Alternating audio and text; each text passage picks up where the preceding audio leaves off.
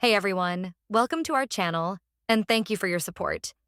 If there's a favorite novel on the channel and you want the next part, you're just one step away. Become a Patreon member and I can make it depending on your tier. Thank you for your attention. The ground suddenly cracked open, and the road on the left in front suddenly folded up like a folding ruler, while the road on the right flew up. A car turned from the front and entered the folded place, but it seemed to have squeezed into another world and disappeared. No. It should be said that the world I am in now is another world. Peter looked at the scene in shock. What the hell is this? Peter yelled. Strange shrugged. Ah, that's it. This is the mirror dimension. You can understand that this is a copy of the real world. It is exactly the same as the real world. But everything in it is fake, false. Peter looked up at a building that was approaching him, and his spider sense jumped wildly. He stepped on the ground suddenly and jumped forward dozens of meters. Boom! The building hit the ground, fell apart, and became a ruin. You say this is false? Peter turned to look behind him and asked. Strange said awkwardly, well, the attack is real. Peter, fortunately I have spider sense otherwise. Wouldn't I be tricked to death by you? After running for a while, Peter looked behind him and could no longer see the three people. So he put down the two old men who were pinched by his arms and felt very uncomfortable for him. So, two mages, can you tell me what happened? I'm still confused, Peter said. Strange said, are you sure you want to participate in this matter? Although your ability is very magical, the world of mages is different from what you have known in the past. And what we are fighting is a group of people who want to take this person. The greatest evil outside the world summons fanatical believers into reality, which is very dangerous. Peter frowned and said, the greatest evil outside the world. Is the dark sky I saw related to this? Did you see it? Madhu asked in surprise, can you see the dark dimension? Peter shook his head slightly, I'm not sure. But I have a sense, I call it spider sense. When I passed by here just now, I vaguely saw a dark sky that could cover the entire real world and was approaching this world. So that's why I came here and saw you, hiss. Mordo and Strange looked at each other and took a breath. They all realized that the guy in front of them who was dressed a little weirdly, Peter, are you polite? Had real skills. Although they have never seen what the real dark dimension is, they have seen relevant descriptions from ancient books. Peter added fuel to the fire and said, in addition, I am a reserve member of the Avengers recognized by Iron Man. So if it is really so dangerous, I think it is my duty to use me when I am needed. Strange and Mordo nodded. Peter's ability can indeed give them some help. As for the Avengers, Mordo has been staying at Carmitage for a long time, and his understanding of the Avengers is only at the level of hearing about it. But Strange was a serious surgeon before he became a mage, and he is quite familiar with this organization that is active in the world to protect people from some disasters. He even participated in the rescue operation during the Battle of New York a few years ago. Therefore, Peter's status as an intern Avenger suddenly increased his trust a lot. Later, Strange took the initiative to talk to Peter about the current situation. Both he and Madhu came from a place called Kamataj and were disciples of the Supreme Master. As for the so-called Magate is actually easy to understand. Heroes like the Avengers protect the world from physical threats, while mages protect the world from mysterious threats like Dormammu. And Dormammu is the ruler of the dark dimension that Peter saw. There was a guy named Caecilius who betrayed Kamataj and switched to Dormammu's camp, trying to introduce the dark dimension into the real world. So, they first destroyed the Supreme Sanctuary in London and killed the mages who guarded the Supreme Sanctuary in London.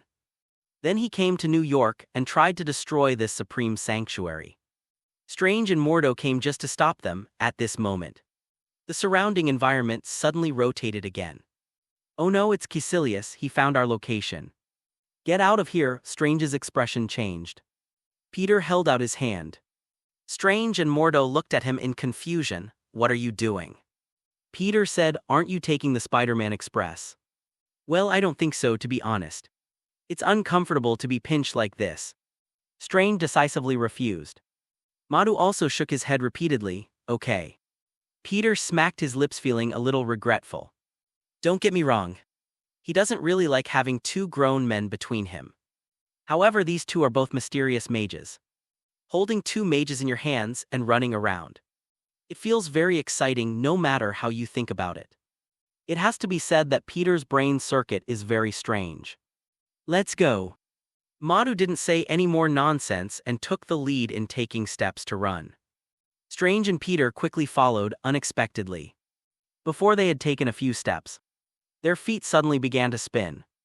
The entire ground began to tilt rapidly, and soon changed from 1 to. Strange and Mordo were shocked. Their whole bodies fell downwards, and they were at a loss for a moment. At this moment, Peter casually shot 2 strands of spider silk and stuck them together. The two people's bodies suddenly stopped, and they both raised their heads and looked up. How can you stand on this vertical wall? Strange couldn't hold back his words for a long time. Although Madhu didn't speak, the shock in his eyes was enough to express what he meant. Peter said matter-of-factly, why else would I be called Spider-Man? Isn't it normal for spiders to be able to climb walls? What you say makes sense, damn it. Spiders can indeed climb walls, but you are a human. Strange roared inwardly. It's also because he has only been a mage for half a year, and spent most of his time studying at Comatod. So he doesn't have enough experience. Maybe he wouldn't make such a fuss after a while. Whoops. This time the ground was flipped over and turned into a ceiling. At the same time, the tall buildings below folded into fans and fell towards the 3 of them. Is this the mage's attack method? It's amazing. Peter said, using both hands to pull Strange and Mordo back, hugging Themen regardless of their objections. He clamped them again. He ran forward quickly. Mr. Mages, do you have any way to fight against these things? We can't keep running, can we? Strange said, hey. Actually, I opened the mirror dimension just to trap them in it. I didn't expect Cassius to be so powerful after absorbing the power of the dark dimension. And now he has mastered the mirror dominance in the dimension. There is nothing I can do to regret it now. Let's change the location first, Madhu said, stretching out his hands, keeping one hand upright and drawing a circle with the other. Stab! A circle of light suddenly appeared in front of him. And in the circle of light was a scene from somewhere else. This Peter was slightly startled, and his movements paused. Madhu said, this is the portal, I opened it, go in directly. Yeah, Peter felt relieved, accelerated again, and rushed in. In the blink of an eye, the 3 of them arrived on a bridge. Peter knew this bridge. It was the Brooklyn Bridge connecting Manhattan and Brooklyn. It was more than 4 kilometers away from where they were just now. It spanned such a long distance in an instant. No wonder it was called a portal. Amazing. Peter's eyes were filled with stars. He was wondering if he could find a way to learn this magical spell. Will he be Spider-Man by then? Spider-Man. Amazing Spider-Man. What's a good name? It's really hard to choose in Peter's mind. He pictured himself wearing a spider suit, with a wizard's cloak like Strange behind him, using spider silk in one hand and drawing circles with the other. Wow, so cool. The next moment, the bridge and the river under their feet seemed to be cut in half by a knife. The flat river turned into a waterfall, and huge waves swept towards them. Strange and Mordo quickly used spells to block the attack. Peter was responsible for leading them on the run. Not to mention, it really feels like a mobile fort. Is this considered a mobile casting bug? After discovering this, the 3 of them cooperated even more tacitly. Mordo focused on opening portals for them, jumping from one location to another, constantly changing locations. Peter is mainly responsible for dodging and escaping from those attacks. Under the guidance of his spider sense and flexible skills, he can escape no matter how the surrounding scene changes.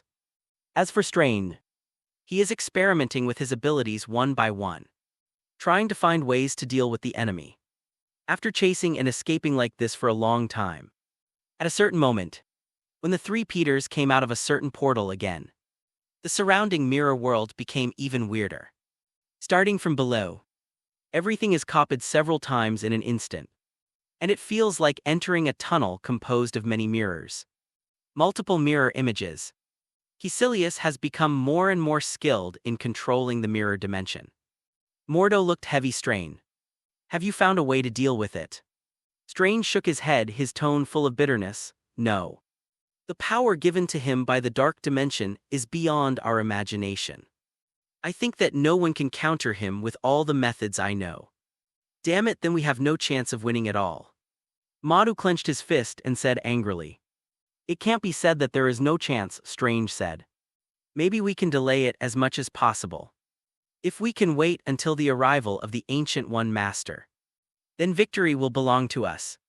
Who is the Ancient One Master? Peter interrupted and asked. Strange explained, she is our master and the most powerful mage on the earth now. She has protected the earth from the threat of mysterious forces for countless years. Sounds really powerful, but when will she come? Peter looked at the scene around him. His brows almost turned into an old man's frown. While they were talking, the surrounding scenery had completely turned into a bizarre mirror world, with many identical things spinning around, and buildings or objects constantly slapping towards them. They were shattered like mirrors, then restored to their original shape at the other end, hitting them again, seemingly endless and never-ending. I don't know, Strange shook his head. It depends on when she discovers the situation here. Madhu drew a circle for the portal again, but found that the circle only appeared for a moment and then disappeared immediately. He tried this several times in a row, but he could only say helplessly, it seems that Cassius has completely controlled this mirror dimension with the power of the dark dimension. And we have nowhere to escape, let us down. There is only one battle left. Strange looked at Peter. Peter put them down, but his eyes were staring at the surrounding environment thoughtfully. Do you have any idea what this thing looks like? Like what? Strange asked. Peter frowned and thought for a while, then shot out a stream of spider silk in all directions with his hands, seemingly casually. What are you doing? Strange asked, confused. I'm solving a math problem, Peter replied. Strange, Mordo, what the hell aren't we fighting? Why did you suddenly start solving math problems? Swish swish, several portals opened, and many strangely dressed guys came out of them. The person in the middle was wearing a yellow short robe, and his eyes were as dark as an internet addict who stayed up late playing games every day without sleeping. This guy was Caecilius. Behind him there were people wearing red robes. From Strange's introduction just now, Peter knew that these guys were fanatics who followed Caecilius. Some of them held sickles and daggers in their hands, and some held small daggers full of murderous intent. Caecilius gave the order and rushed towards them with his zealots. Strange and Mordo had no choice but to step forward to challenge. Caecilius's main target is obviously Strain, as he is now the guardian of the Sanctum Sanctorum in New York. As a result, Mordo was quickly separated by several fanatics.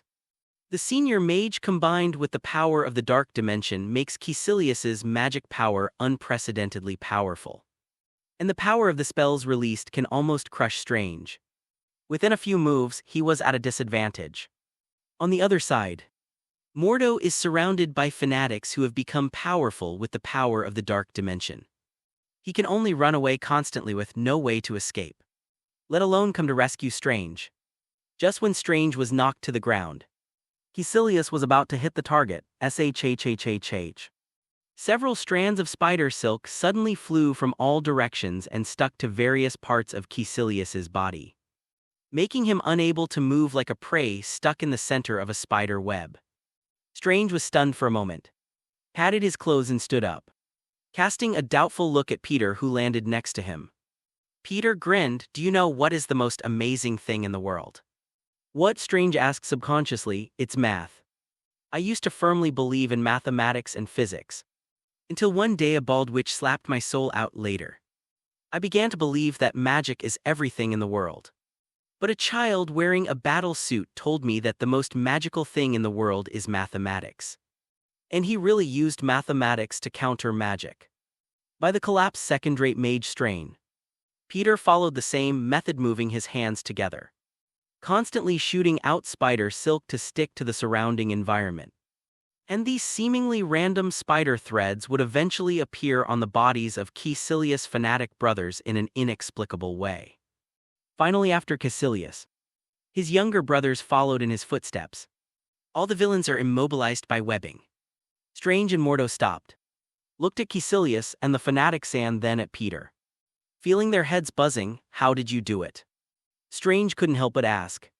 Peter said, the trajectory produced by a point leaving a fixed point at a constant speed and rotating around the fixed point at a fixed angular speed is called an Archimedean spiral. Or a constant velocity spiral in geometry, therefore. I just need to set the target as a fixed point and substitute it into the space rectangular coordinate system according to Archimedean spiral. Stop, Strange stopped Peter's excited explanation. He was feeling dizzy now, he even had doubts about magic. He had just entered the mage profession not long ago, in fact. More than half a year ago. He was just an ordinary but talented neurosurgeon. His superb skills made him live a prosperous life. He drove a luxury car, lived in a mansion, lived in luxury, and had endless fun until a car accident later. The nerves in his hands were severely damaged and he could no longer hold a scalpel. In desperation he found Camel Taj then there. Master Guyi gave him a palm, allowing him to directly enter the soul-body state, and also took his thoughts to travel to many different dimensions, basically shattering his original world view. Over the next few months, the Ancient One taught him how to summon extra-dimensional energy to form weapons and shields, form projection and dimensional travel. Although he has the ability to learn and understand spells faster than most people, his past knowledge of reality and the material world has become an obstacle for him to become a mage. In the end, the ancient master threw him to the top of Mount Everest. Under the threat of life and death, he finally completely shattered the remaining understanding of the past worldview and firmly believed that magic was the only thing in the world. After that, his spell cultivation progressed rapidly. With the learning of magic, his understanding of the world has basically changed, and he has left all physics and mathematics behind.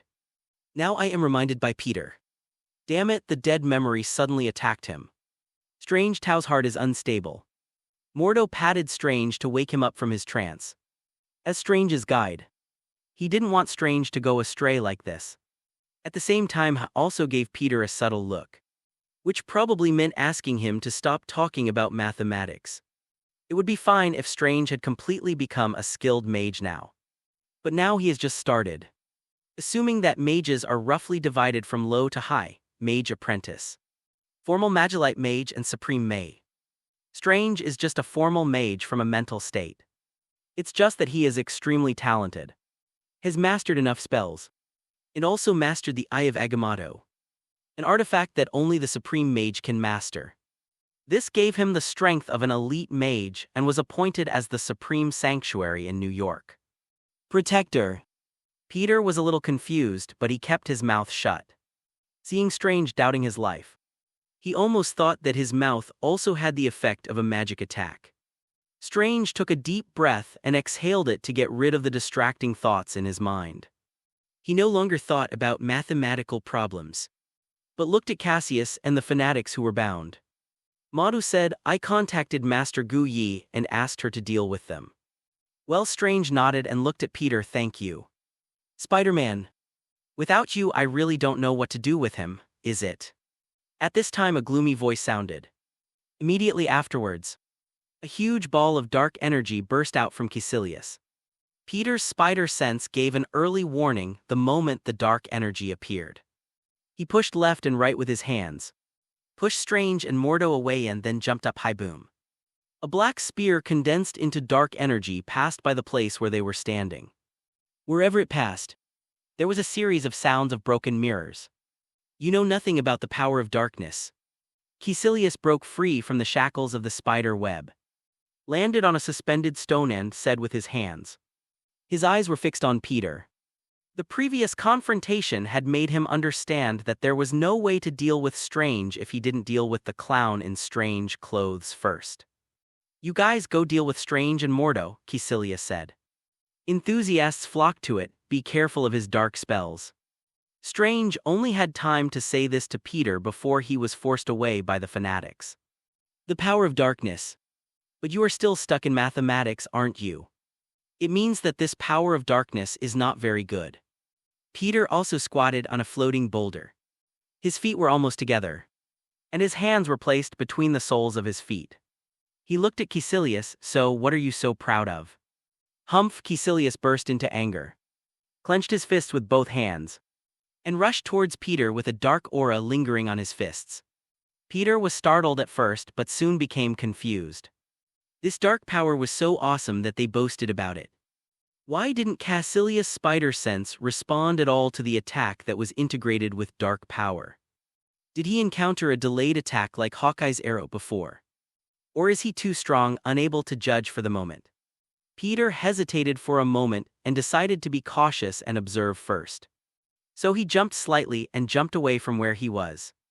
Just hearing a bang, the place where Peter was standing just now was smashed to pieces.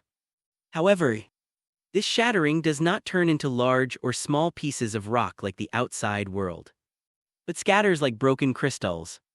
It does look a bit bluffing, but Peter always felt something was wrong. Not as powerful as he imagined. Out of caution, Peter decided to take another look. It wasn't until after a few more moves that Peter was finally sure of one thing. That is, Caecilius, who has mastered some dark power, is really not as powerful as he thought. Now that it was determined, Peter decided to fight back. When Caecilius jumped over again and attacked with a whip leg carrying dark power, Peter did not dodge significantly but took a small step, reached out and grabbed Caecilius's leg, and then hit Cassius with a slightly stunned look in his eyes. Z smashed him under his feet. Caecilius was still a little confused when his face came into close contact with the earth. He really didn't expect it. Why did the guy who had been chased by him so hard before suddenly fight back? Moreover, the force of the counterattack was so powerful that he fell directly onto the ground. This time Caecilius was a little confused. Peter wasn't going to wait for him to react. To him, it would have been better if Caecilius had not resisted. He raised his foot and hit it hard, ready to crush Cassius's spine. This evil guy wants to summon the master of the dark dimension named Dormammu to let the dark dimension invade the real world and ignore the lives of billions of people. Peter had no intention of holding back for such a guy. Click. There was a sound like bones breaking. But Peter's feet didn't get the feedback that they were stepping on flesh. It turned out that it was Caecilius who used magic mixed with dark power to condense a red and black magic shield. And Peter's feet stepped on the magic shield. The sound of shattering was also caused by the shattering of the magic shield. Caecilius was shocked by Peter's power, which was able to break even his Ragador, crimson ring mixed with dark power. The Ring of Ragador is a compulsory spell for mages. It is not only the starting point for many spells, but also has a certain defensive effect, which can resist physical and magical damage to a certain extent. The Ring of Ragador is divided into two types. The most common one is Ragador, orange ring, which is orange-yellow. The other one is Ragador, crimson ring, and the color turns into crimson. Lagadol Crimson Ring is an advanced version of Lagadol, Orange Ring, and its defense power is greatly improved.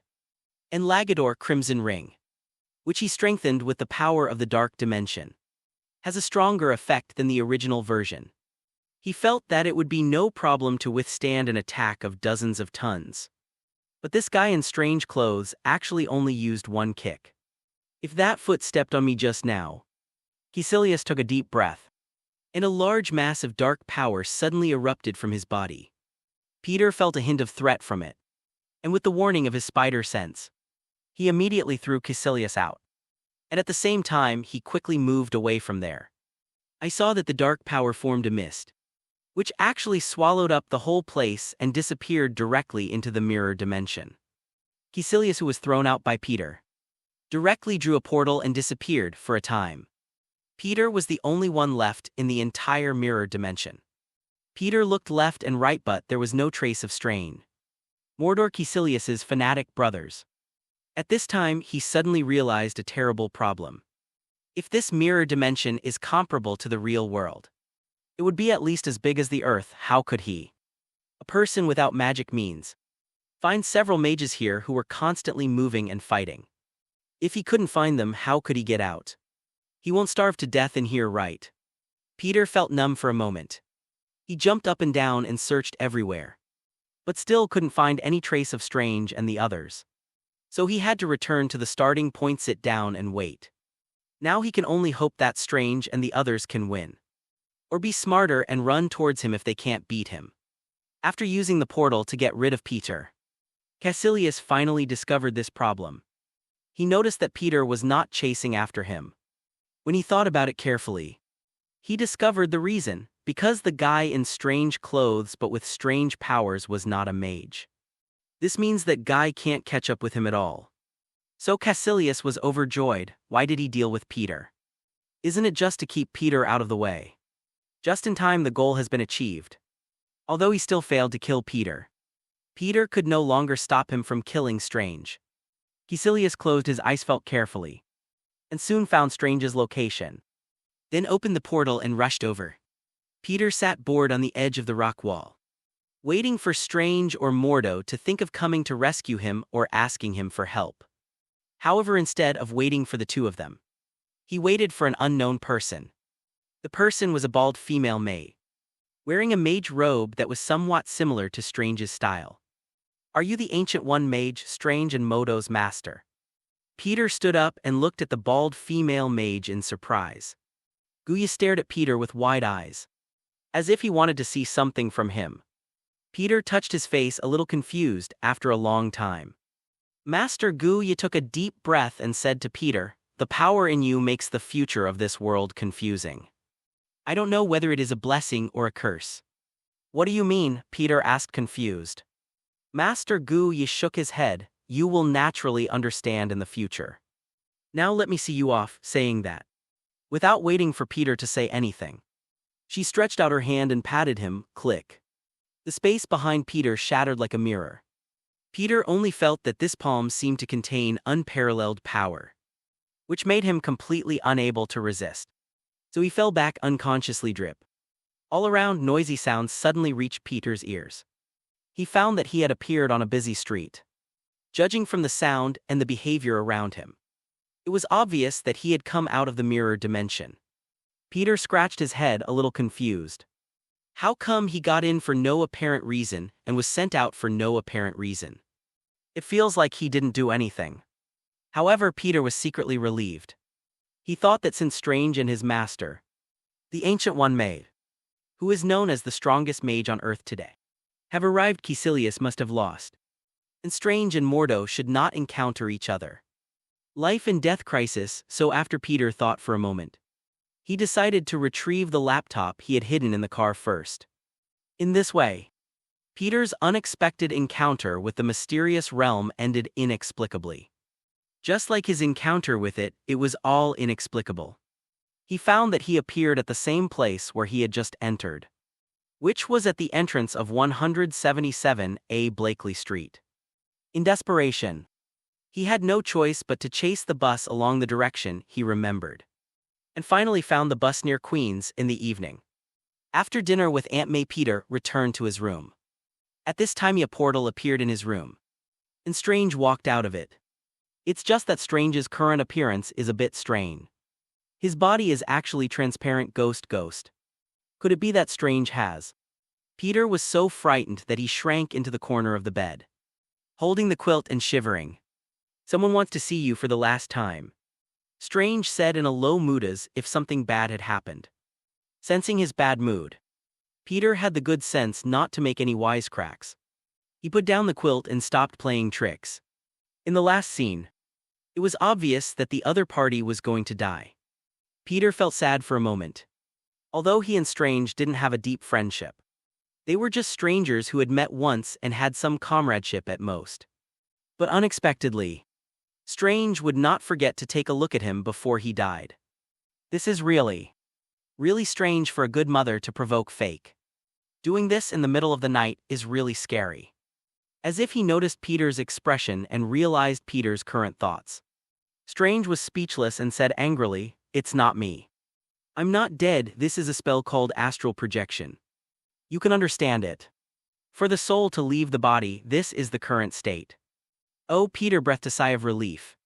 He almost thought Strange was here to ask for his life. However, he was a little confused, logically speaking. Strange didn't know many of the mages he knew. Could it be Madhu? But he didn't have much friendship with Madhu. Could it be that it was Madhu who wanted to kill him? In Peter's mind, he pictured Mordo's dark head turning pale white, with protruding veins all over his face, floating in the moonlight. And he said to him, Peter, Peter, tilde, tilde, I want you to pay with your life, tilde. Very scary thinking about it. Peter quickly explained, it's really not me who escaped in the afternoon, but a bald female mage who suddenly appeared and teleported me out. I couldn't enter the mirror dimension, so I had to. Peter was not sure whether the bald female mage was Strange's master, the Ancient One, so he had to refer to it as the bald female mage. Strange said, it's okay, that was my master Gu Yi. Who sent you away, although I don't know why she did this. Oh, then why are you looking for me? Peter asked doubtfully. Anyway, just follow me, Strange said. Okay, Peter said helplessly. Since the other party insisted on this, he had no choice but to go. Peter was about to get up. Strange shook his head, stepped forward, and slapped Peter with his palm. The spider sense did not send any malicious warning, and Peter's body did not take any corresponding measures. Next second, he only felt that his eyes suddenly went dark, and then lit up again. Then he saw his body sitting blankly at the foot of the bed, holding a small quilt half down in his arms. His eyes wide open. How come there are two me? No, I also had an out-of-body experience. Peter was stunned for a moment, then quickly reacted. He looked down at his head and his eyes widened. Are the mage's attacks so weird?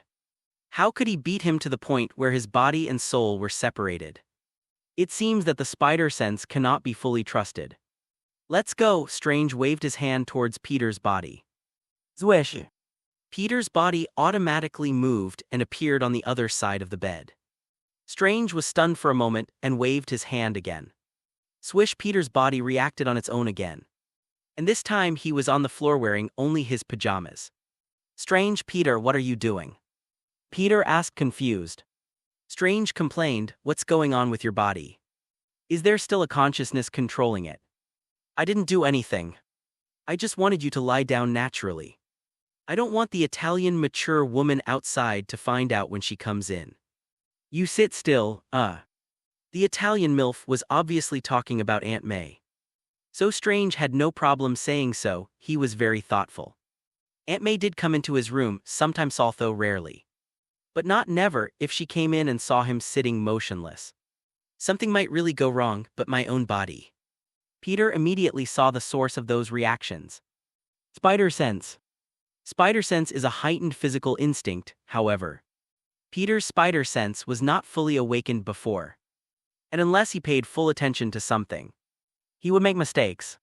After successively merging with Spider-Man from 3 worlds, coupled with the inexplicable strengthening he received when leaving the Earth 1610b universe, his current spider sense is not only fully awakened, but even seems to be further than the perfect state.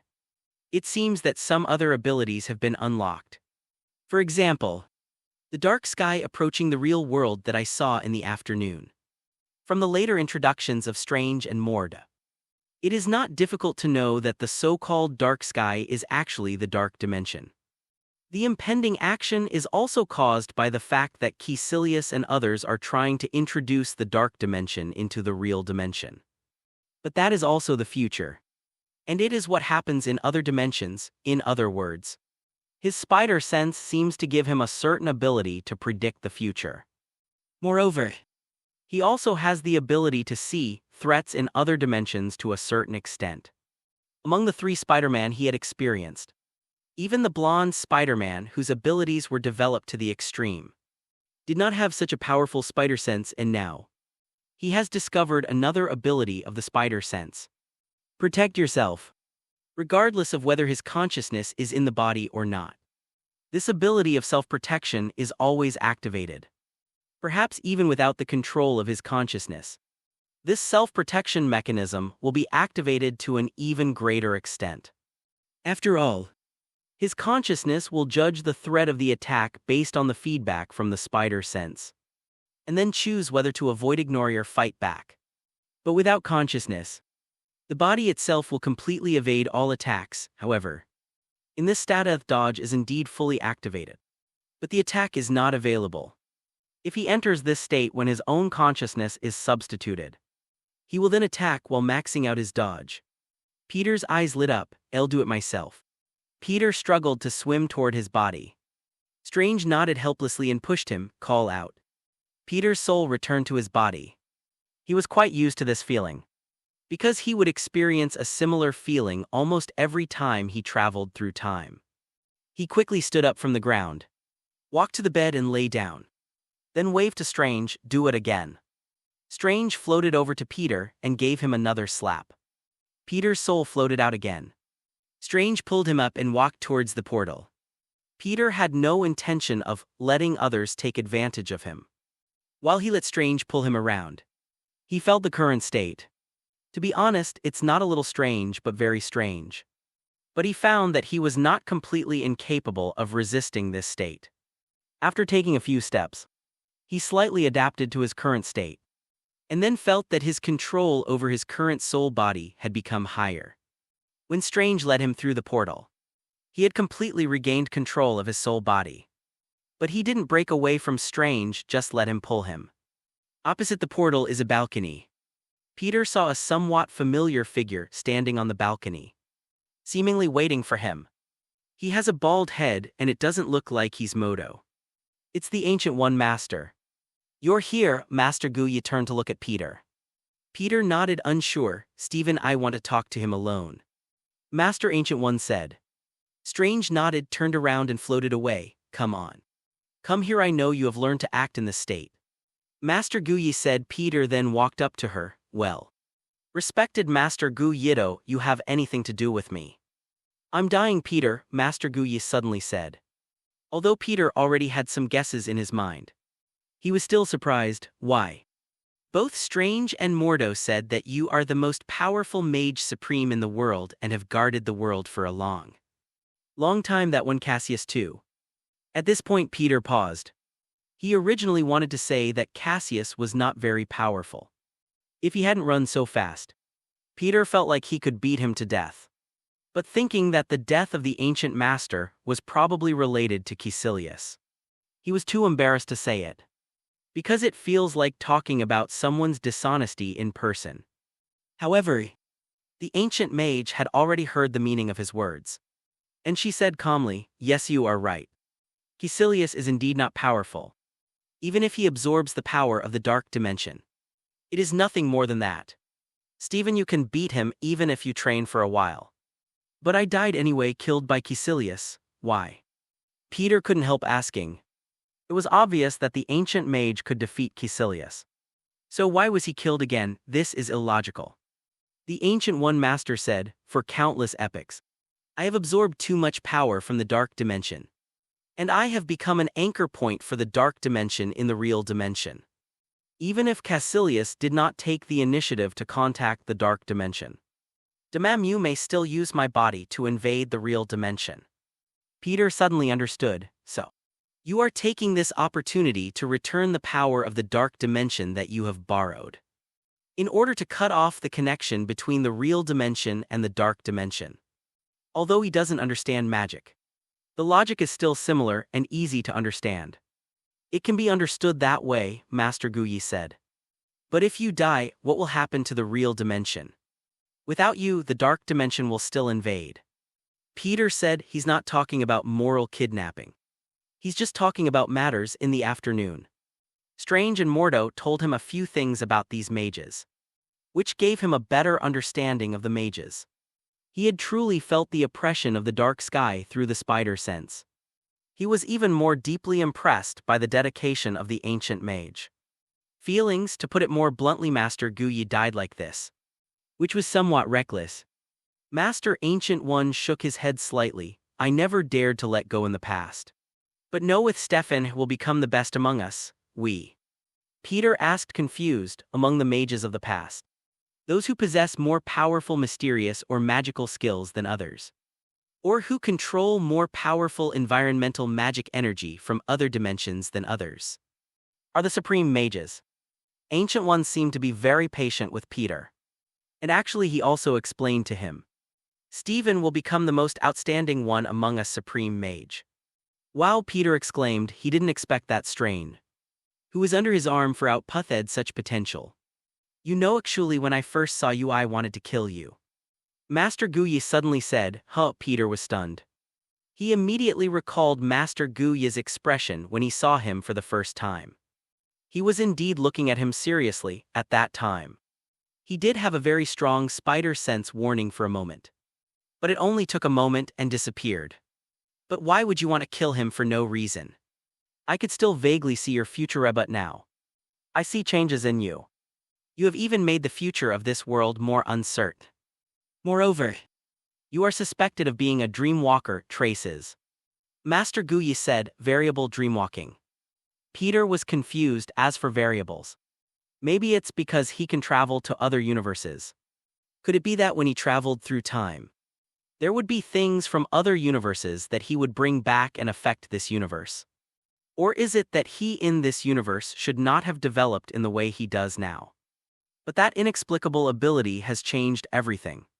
What is dreamwalking? Wait, dreamwalk. Peter recalled his experience possessing the Peter Parkers in the parallel world. Is this what is called dreamwalking? If you think about it carefully, when his soul went out, his body was indeed sleeping. Isn't it like he was acting in a dream, however? You don't know magic, Guyi didn't explain this time. But said to himself, and if you can make more changes in this world, it's not entirely a bad thing. As she spoke, the corners of her mouth suddenly moved, as if she was smiling. The ancient master looked at Peter and said, actually, I also discovered outstanding spell talent in you. If you become a mage, your achievements may not be as good as Stephen's. Really, can I also become a mage?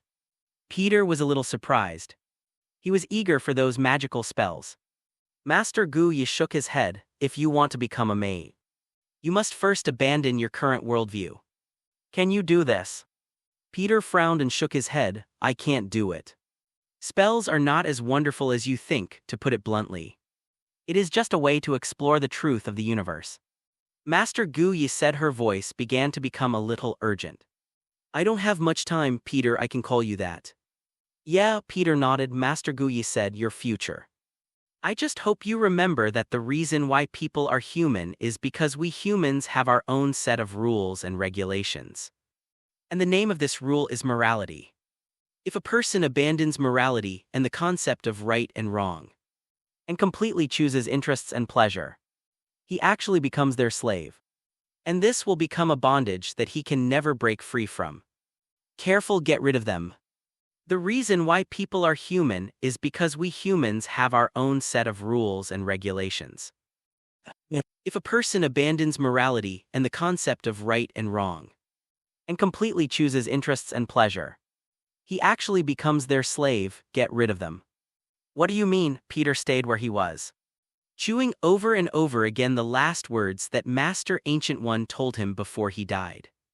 But no matter how he read it, he could only read that Master Guyi might have seen something from the future and was warning himself. But what is it? Peter looked at the lights of thousands of houses in the distance and was in a daze. New York is known as the city that never sleeps, with its 24-hour subway and never-ending crowds of people. So even at midnight, the sky above it is still illuminated like daylight. However, due to the ancient mage's spell that is similar to the time-stopping spell, at this moment the entire world is in a stagnant state, and only some strange energy fluctuations can be vaguely seen in the sky. Maybe that is the mysterious power of other dimensions and the source of magic power for mages. Right. I'll take you back, Strange squeezed out of the wall. After Master Guyi finished talking to Peter just now, he asked Peter to call Strange over. It seemed that he still had something to say to Strange. Okay, thank you, Strange, Peter nodded slightly. Strange said, just call me Stephen. She has completely left. Peter felt a little sad in his heart, which was strange. He obviously didn't know Master Guyi very well, but this sad feeling still appeared unconsciously. She is a good person, a very good person, Peter said seriously. Not everyone has the courage to face death, especially when the person himself has the ability to live forever.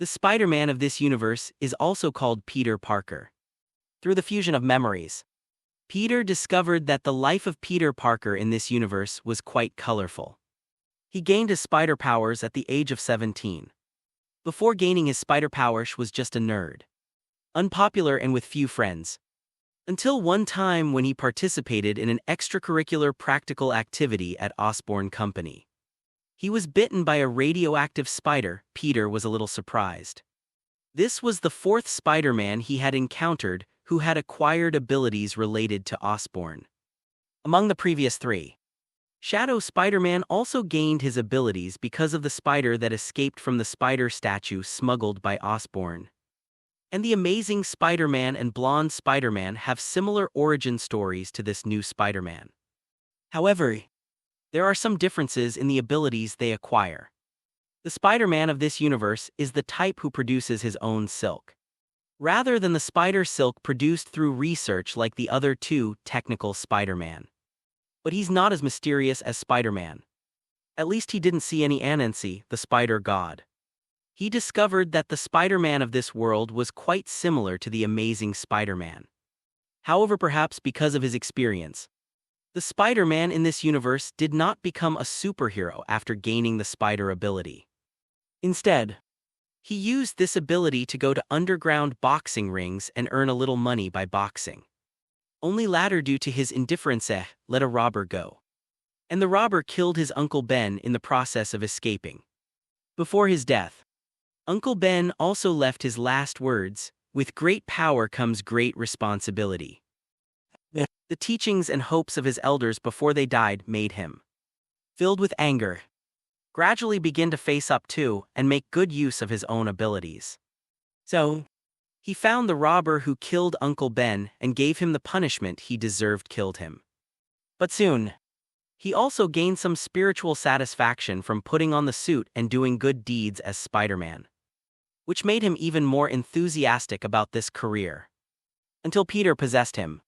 Spider-Man in this world had encountered a total of 4 supervillains, somewhat similar to the plot of Shadow Spider-Man. The first villain that Spider-Man in this universe encountered shortly after gaining his powers was also Norman Osborn. The Norman Osborn of this world is also the Green Goblin. But he is not the deformed monster in the Earth 90214 universe, but a successful entrepreneur. The radioactive spider that bit Peter Parker was the result of his group's scientific research. After a fight, the Green Goblin was accidentally stabbed in the abdomen by his own glider and died. The second villain appears 2 years later. By this time he had entered university. In college, he met a nuclear physicist named Otto Octavius. During an experiment, the other party's brain was affected by the mechanical tentacles originally used to assist him. And he became a mad scientist, Dr. Octopus, who would do anything to achieve his goals. It was also an arduous battle in the end. Dr. Octopus finally woke up.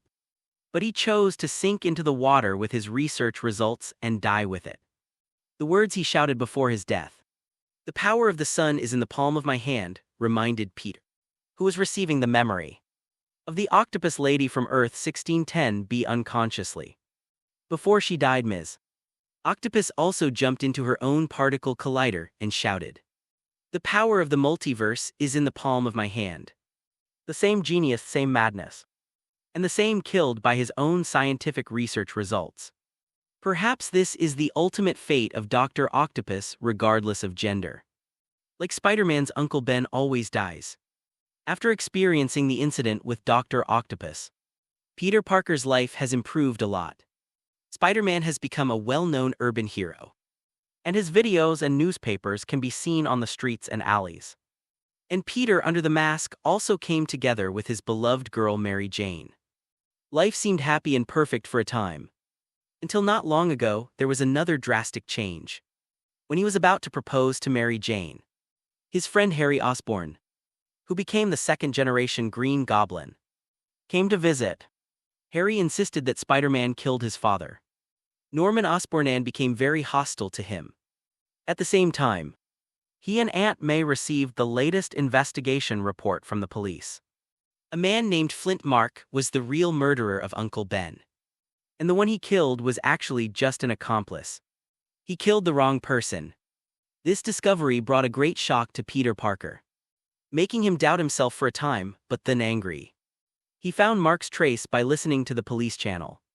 Moreover, he is also fused with a black battle suit. This black suit can darken Peter's kind heart and strengthen some of his characteristics. So Black Peter used water to kill Flint Mark, who had turned into a Sandman. But this was the beginning of his recent bad life. Immediately afterwards, Mary Jane's acting career just plummeted. But as her boyfriend, he ignored it and was immersed in his own world. Therefore, he pushed Mary Jane away from him, and was even taken advantage of by Harry, come in empty. To do this, he puts on a black suit and goes to Harry's apartment to beat him up.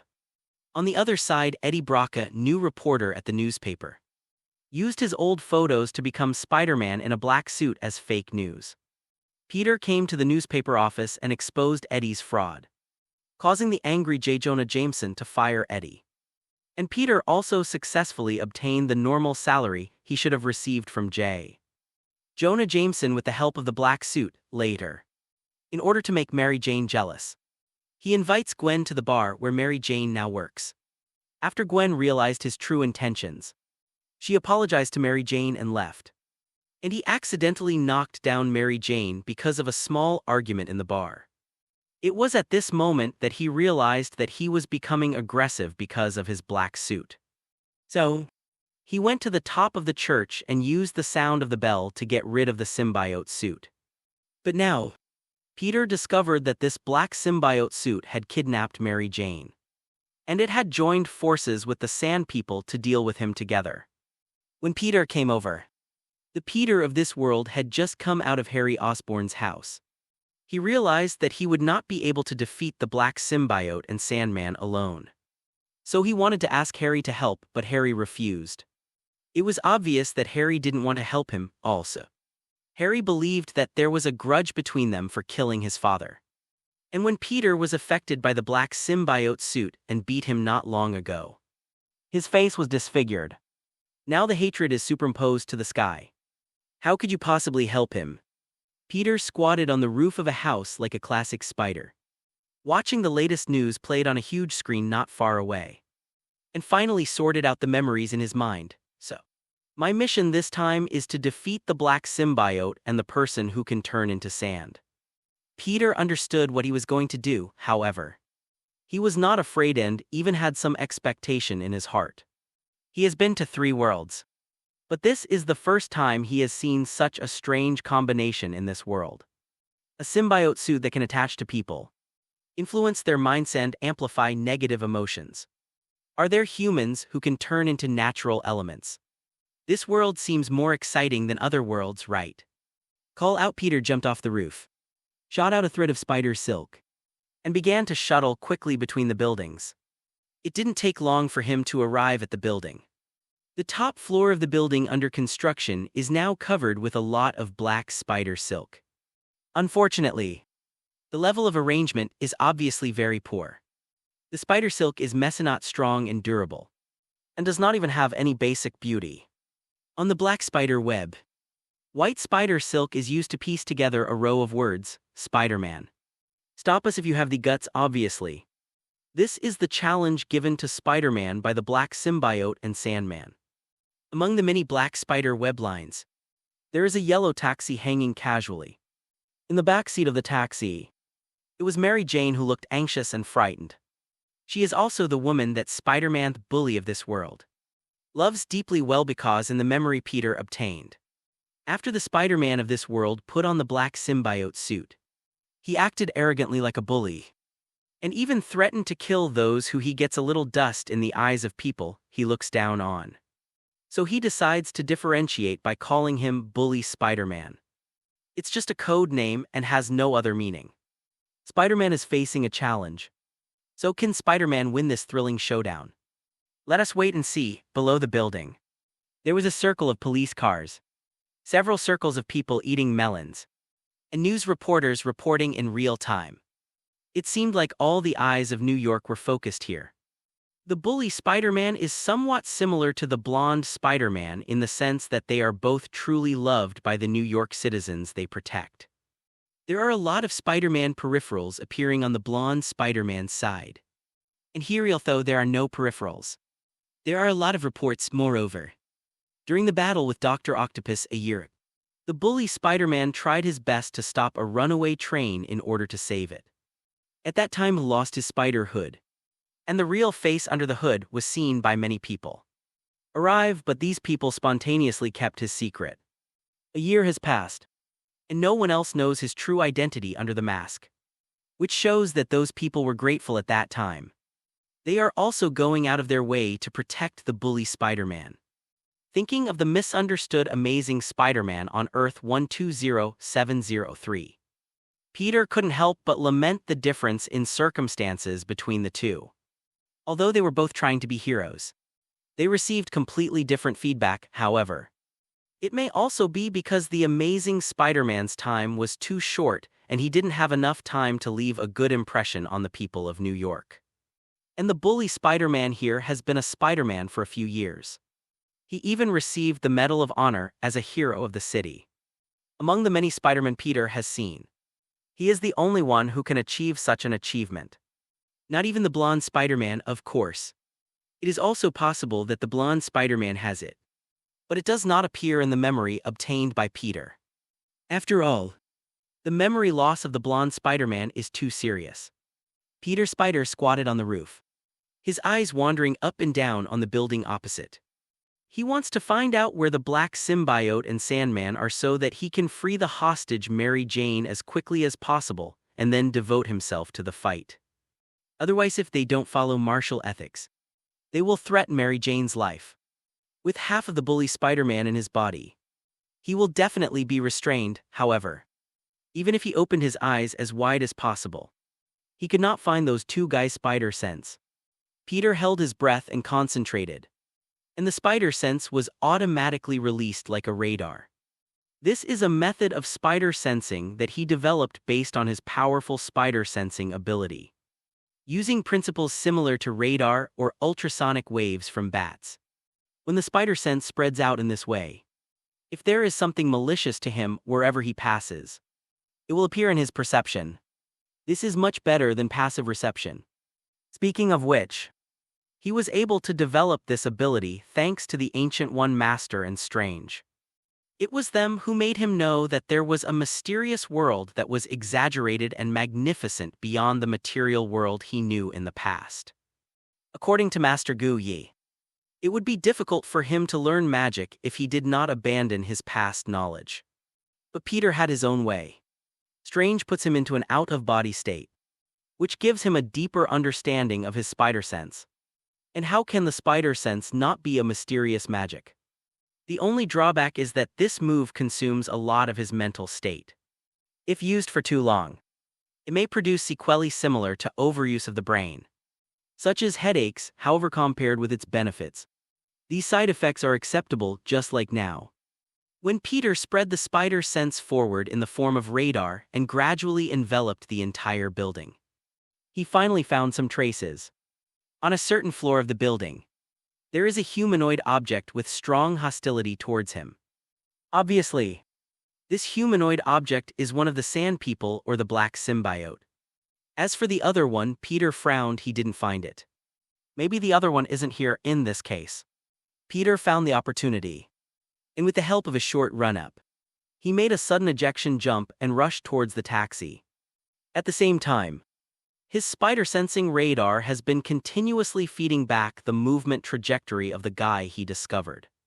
Sure enough, when he moved, Harith guy also started to move. However, his actions were obviously not as swift as Peter's. When Peter got into the cab, the guy was just starting to move. Peter, they want to kill us. Mary Jane looked at Peter, her panic calmed down a little. Peter doesn't know how to face her. After all, he is only half the bully Spider-Man. From the sense that he and these Spider-Man are as close as brothers. Someone like Mary Jane should be considered his sister-in-law. So had no choice but to reply, "Don't worry, I will save you." Careful. Before Peter could finish speaking, Mary Jane suddenly shouted, Peter did not receive a warning from the spider sense. The guy shown on the spider sense radar was still on his way over. A certain distance away, until a certain moment. His body reacted automatically and dodged to the side. Boom, a dark and burly figure appeared in an instant. His body hit the taxi seat, and the entire roof of the taxi flew off, causing glass shards to fly everywhere. Mary Jane also hid under the driver's seat to avoid the blow.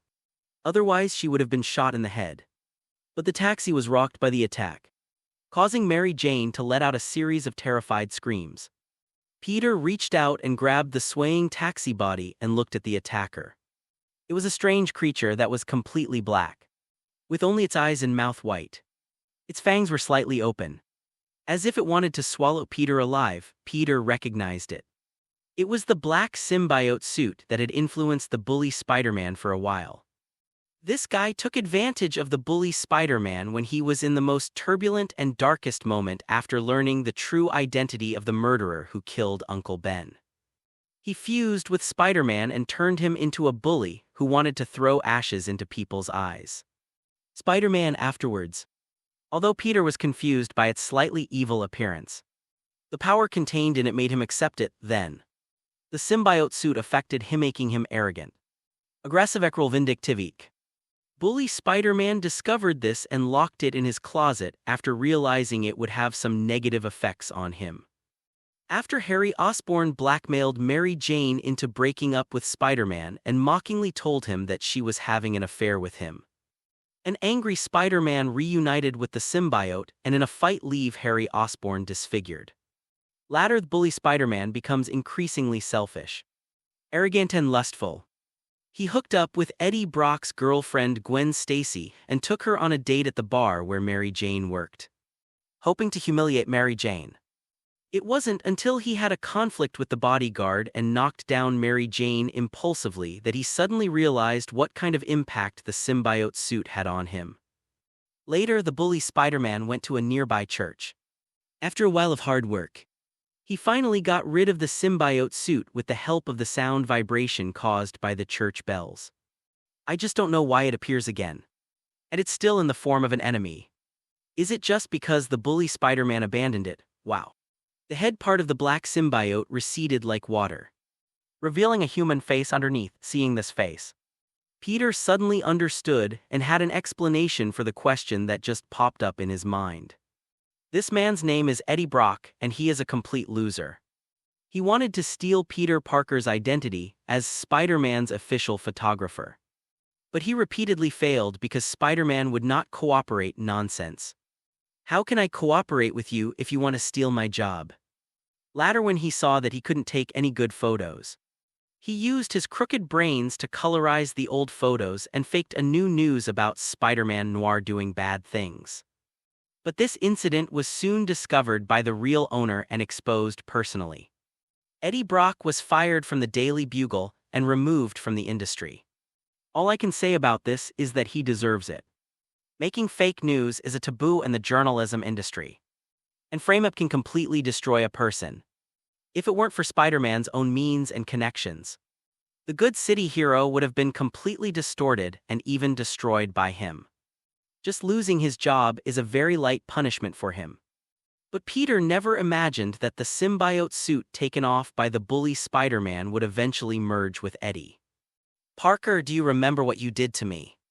I will repay you twice as much for the humiliation you did to me, Eddie said viciously, looking at what he said. It seemed as if Peter was his father-killing enemy. In fact, it was clearly him who framed Peter with fake photos in the first place. And all Peter did was to clarify the facts and protect himself. Regarding Eddie's behavior of not looking for problems on himself, but blaming them on others, Peter could only send him 2 words: moron. Well, what is this? Are the abandoned little poor guy and the lost jobless poor guy hugging each other to keep warm? Peter was full of ridicule. He would not tolerate these guys who were obviously enemies. One sentence made Eddie and the black symbiote suit's blood pressure soar. Hey, he opened his mouth and let out a miserable scream. Parker, you die, Eddie lunged at Peter. Peter jumped up on the spot, clasped his hands together, and smashed hard. Bang, the combined fist hit Eddie's back, knocking him down from the sky after a successful attack. Peter was not happy but showed a solemn expression. He discovered a very serious problem when Eddie attacked him just now. His spider sense didn't respond.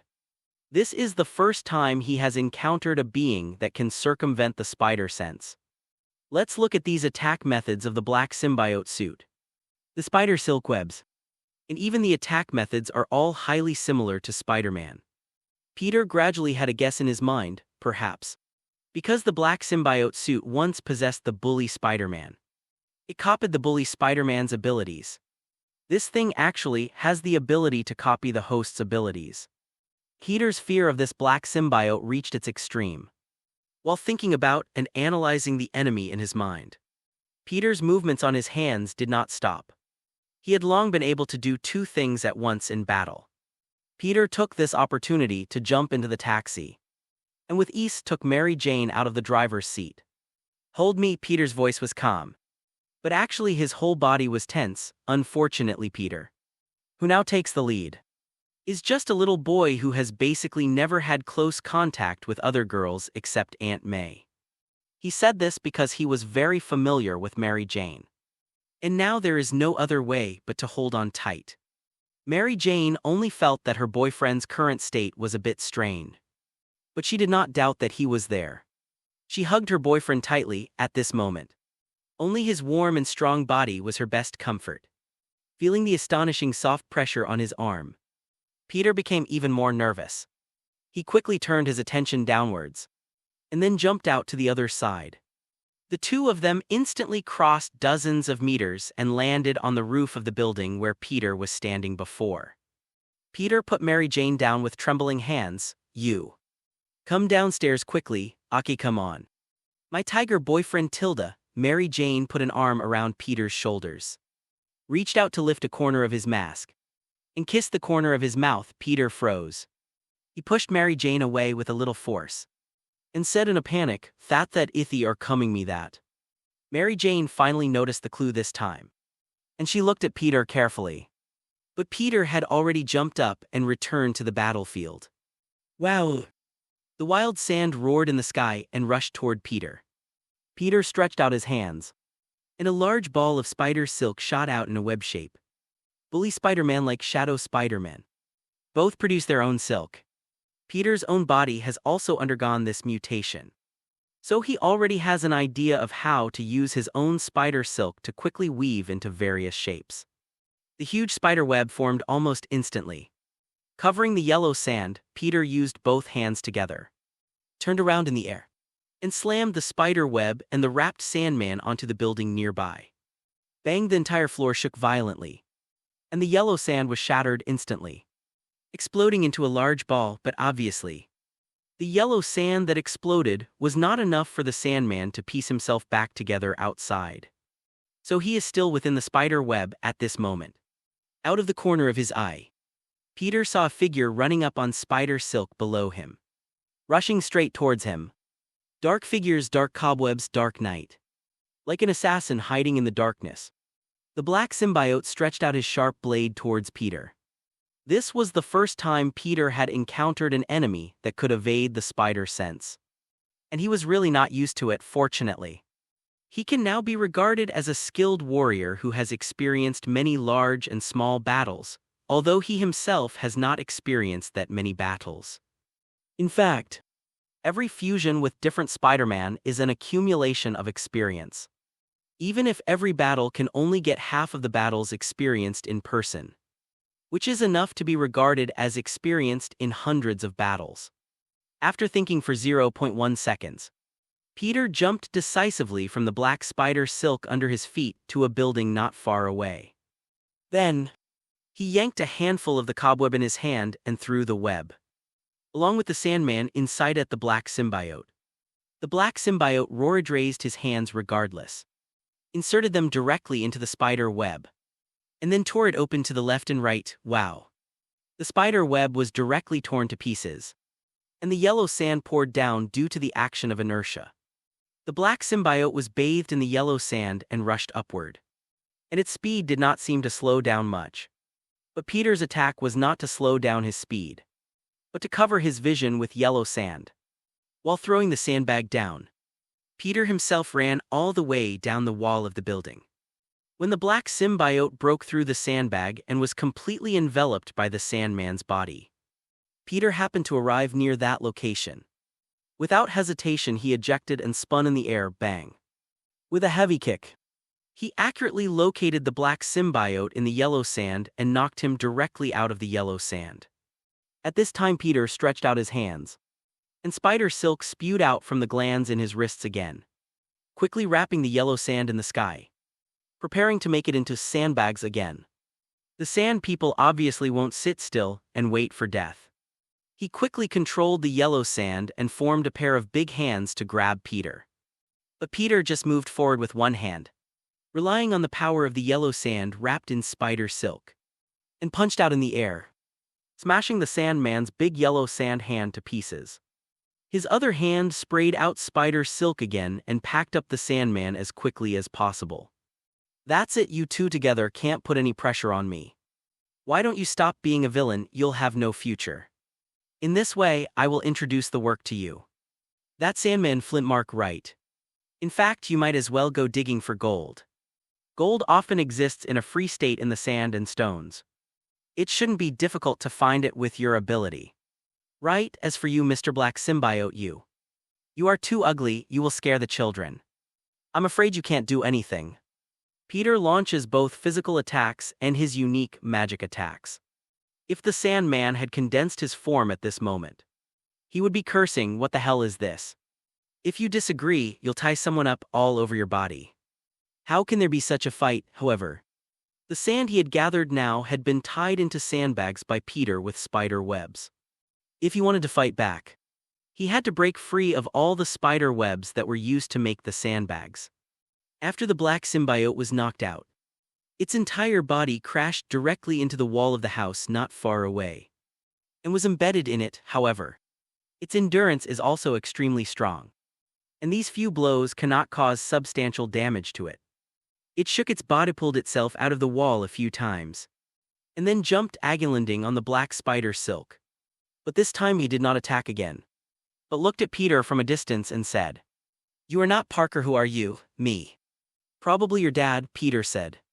This black symbiote imitates so many of the abilities of the bully Spider-Man, so it can be regarded as half of his cheap songwrite. "Where's Parker?" the black symbiote yelled. Peter picked at the ears of the suit and pretended to be picking out his ears. "Damn bastard," the black symbiote suddenly became manic. It swoops in again. Peter was not to be outdone. He has probably figured out the fighting style of this black symbiote through several short battles. To put it bluntly, it is actually a high imitation version of the bully Spider-Man. If it were the original bully Spider-Man, it might be difficult to deal with it head-on, because not only does it have a stronger body and greater power than bully Spider-Man, but also because it has possessed bully Spider-Man. It knows his action patterns very well. But now it's completely different with Peter taking the lead. Although the body of the bully Spider-Man is still lower than that of the black symbiote in terms of strength and physique, Peter's fighting skills are a combination of the Shadow Spider-Man and the Blonde Spider-Man. Shadow Spider-Man lived in the dark era of the Great Depression, and his attacks were always aimed at the vital points. As long as you hit it, you will be disabled even if you don't die. The main goal is to get it done once and for all, therefore. The fighting skills inherited from him allow Peter to quickly find some of the opponent's weaknesses in battle and attack them. As for the Blonde Spider-Man, who has been a superhero for more than 10 years and protects a city alone from the threat of super-villains, it is obvious that he has rich combat experience. In order to better become a superhero, he taught himself boxing, Wing Chun, Karate, Taekwondo, Capoeira, Judo, Krav Maga, Muay Thai, Brazilian Jiu-Jitsu, professional wrestling, and other martial arts from all over the world, and combined them into himself, integrating his superb physical strength, super agility, shooting spider websec, thus forming a unique set of spider fighting techniques. Since the Blonde Spider-Man himself is dead, his memory is completely unreserved when it is fused with Peter. Therefore, Peter also obtained this set of spider fighting skills in disguise. even if he is not as skilled as the blonde Spider-Man. It is enough to significantly improve his fighting skills. As for the black symbiote opposite, its fighting skills come entirely from the bully Spider-Man. Bully Spider-Man is more powerful than other Spider-Man. Therefore, his fighting style is more towards head-on confrontation and slamming into his opponents. The same goes for the black symbiote. But this direct attack method is indeed effective against the bully Spider-Man who originally had the same fighting style. It's not enough to deal with Peter, who is already a kung fu master. Under all these circumstances, instead of getting any benefits from Peter, the black symbiote was at a disadvantage everywhere and was beaten dozens of times. However, Peter also discovered that this guy was very resistant to beatings, and it was probably impossible to defeat him completely with just fists. What can we do about it unconsciously? His mind flashed to the method used by the bully Spider-Man to get rid of the black symbiote. Chinese letter, or rather a huge sound when a loud sound is heard. The black symbiote will fall into a weak state and even actively fall from the body.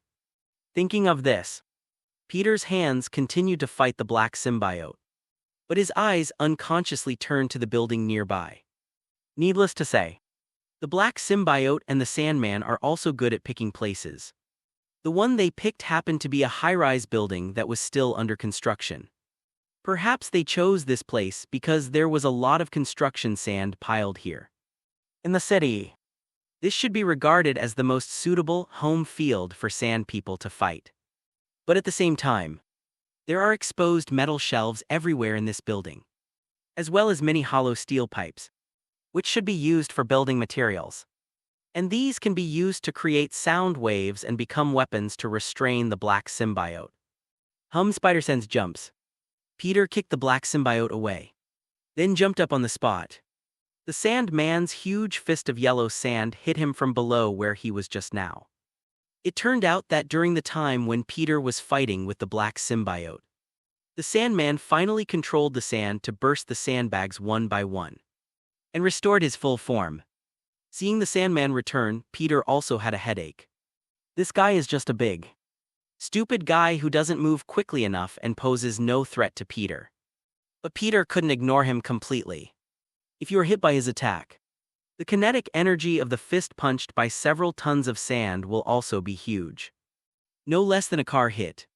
The most annoying thing is that the sand people are almost immortal. Previously, the bully Spider-Man beat Sandman into the sewer and let him be washed away by the water. But he still climbed up. Perhaps we can consider using high temperature. An idea came to Peter's mind. The main component of sand is silica, and the melting point of silica is about 1650 degrees Celsius. At this time, it will melt to form something similar to a crystal, which is a kind of rough glass. But in theory, this is just a physical change. If the Sandman's ability is only to control items like sand, then this trick will work. But if the Sandman controls sand in a more scientific way, then he may still be able to control crystalline sand that has only changed its shape. If this is the case, you have to find a way to change the structure of the sand so that it undergoes chemical changes. For example, the reaction between gaseous hydrogen fluoride and silicon dioxide produces silicon tetrafluoride. Or use concentrated phosphoric acid, borate or boric anhydride to corrode it at high temperature. Only in this way can he be killed completely, but obviously, these conditions are not achievable under the current conditions. After thinking about it, what he can do now seems to be to make the Sandman into a sandbag just like before, temporarily restricting his movements, and then take this opportunity to get rid of the black symbiote, and then go back and completely eliminate the Sandman. Is this all you two can do? You can't even do it behind my back. I'm so disappointed in you. Peter landed on the scaffolding and shook his head with a regretful expression. Spider-Man. The Sandman condensed a giant face made of yellow sand and shouted. And then his body turned into a sand whirlwind and swept towards Peter. Peter jumped up suddenly, shot out a huge spider web and shot it down. And the Sandman was mostly covered again. Strange, where did the black symbiote go? Peter looked in the direction of the black symbiote with some confusion. Bang bang bang at this time. A burst of gunfire suddenly came from below, accompanied by several screams. Peter looked down sharply. I saw the black symbiote appearing in the crowd below at some point. On the periphery of the crowd were police officers, who kept shooting at the black symbiote with pistols. The melon-eating people who formed the crowd were all screaming and running back because of this. Peter saw a familiar figure among them, Mary Jane, damn it. Peter cursed secretly. The black symbiote must have realized that he couldn't do anything to him. So he was planning to start with Mary Jane and use her to restrain him. Among the crowd, Mary Jane was also in a panic at the moment.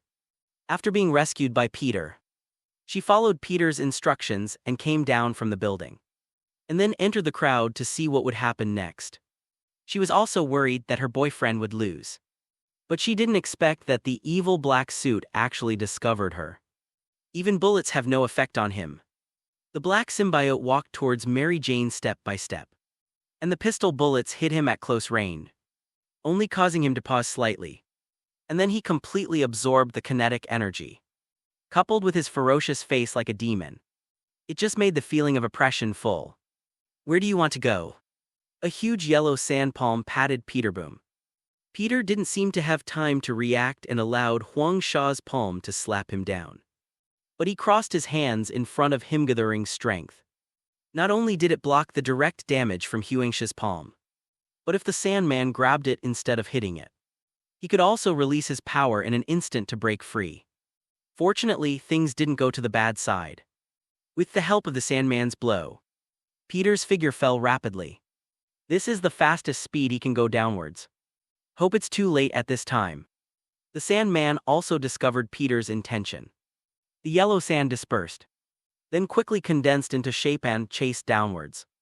However, at this moment, Black Symbiote, who had arrived first, had already knocked away all the surrounding police officers one by one, and walked up to Mary Jane. What? Mary Jane held a thick steel bar she picked up from somewhere in her hand and stabbed it hard into the head of the Black Symbiote. Huh. The Black Symbiote turned its head slightly and easily dodged the blow, then reached out and grabbed the steel bar. Mary Jane Watson, tell your boyfriend to stop, otherwise I will call out. At this time, a figure suddenly shot over from a distance, hugged Mary Jane and dropped a pumpkin-shaped grenade. Diddy bang. The pumpkin grenade exploded directly on the Black Symbiote's face. At the same time, Mary Jane had been carried away from the place by the new figure of the princess. He is wearing a green armor combat uniform and has a glider under his feet. He is the second-generation Green Goblin, Harry Osborn. Seeing Mary Jane being rescued by Harry, Peter felt relieved.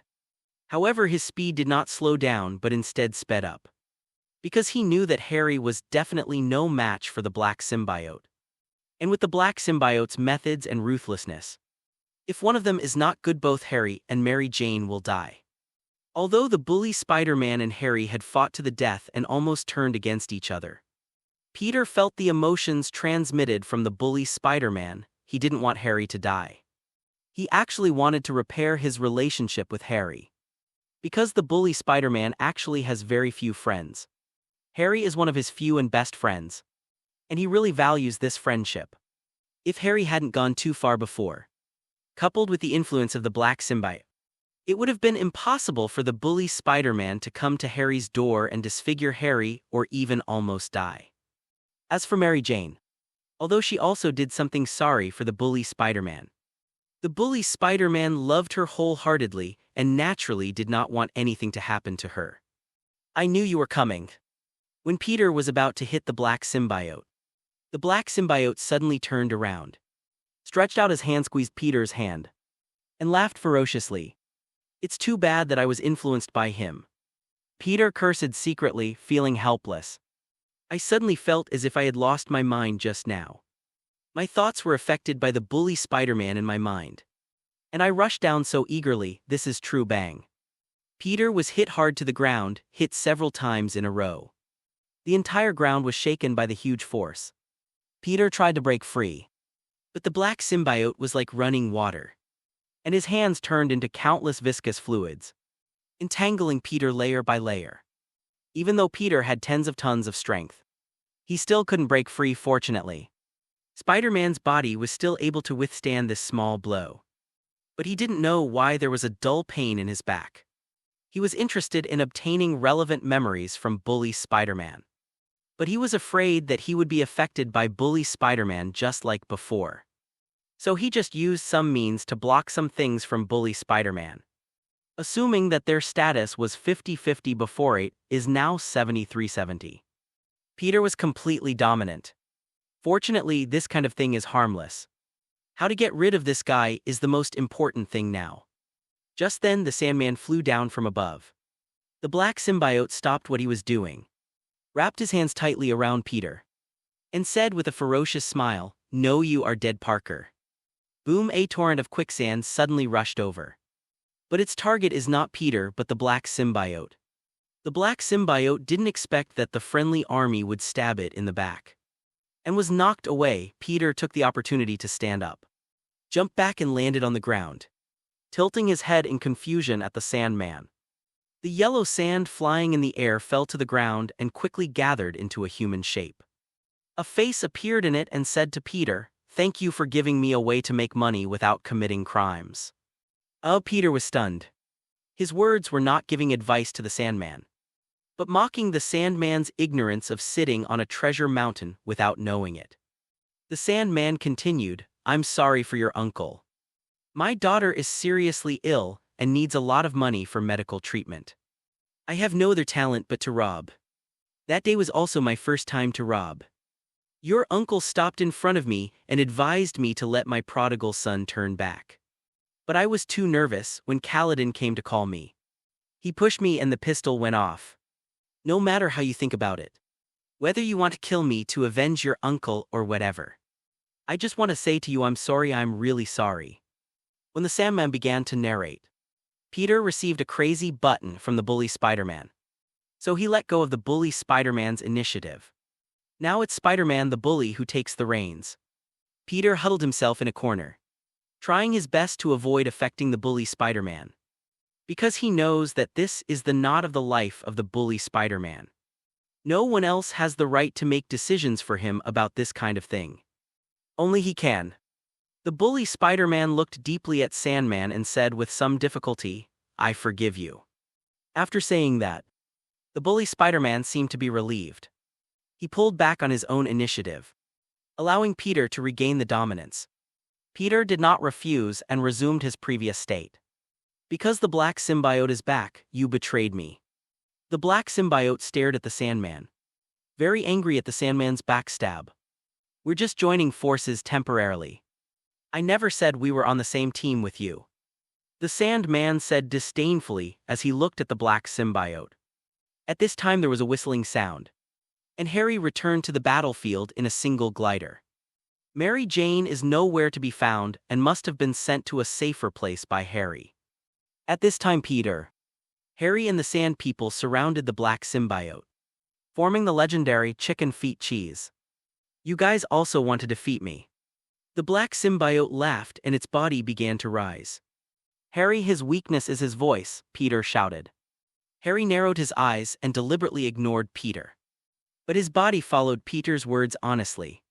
He took out the wrist blades on both arm armors and rubbed them hard. Chinese letter, a string of sparks appeared and at the same time, the harsh sound of metal friction sounded, "Ah." The black symbiote let out a scream unconsciously, and its body that was always growing shrank. On the other side, seeing this, the Sandman also rotated the gravel rapidly, making bursts of friction sounds. He was filled with guilt towards the Bully Spider-Man, especially after the Bully Spider-Man actually forgave him, the person who killed his uncle, so now he just wants to do his best to help Peter defeat this ugly guy. The friction sound of gravel does not seem to have a better restraining effect on the black symbiote than the sound of metal friction. This may have something to do with the audio, however. Sandman controls a lot of sand, which allows the noise he can make to cover a wider area. Peter took the opportunity to run to the semi-finished building nearby and found a large number of metal pipes. inserted one after another around the black symbiote. The black symbiote was somewhat accustomed to the noise of the Sand People at this time. At the same time, he also discovered Peter's actions and wanted to escape while the formation was not formed. But Peter has quick hands and eyes, and every time he wants to rush out, there is always a steel pipe inserted in front of him. The trembling sound when the steel pipe is inserted into the ground is one of the most disgusting and unbearable things in the world to the black symbiote.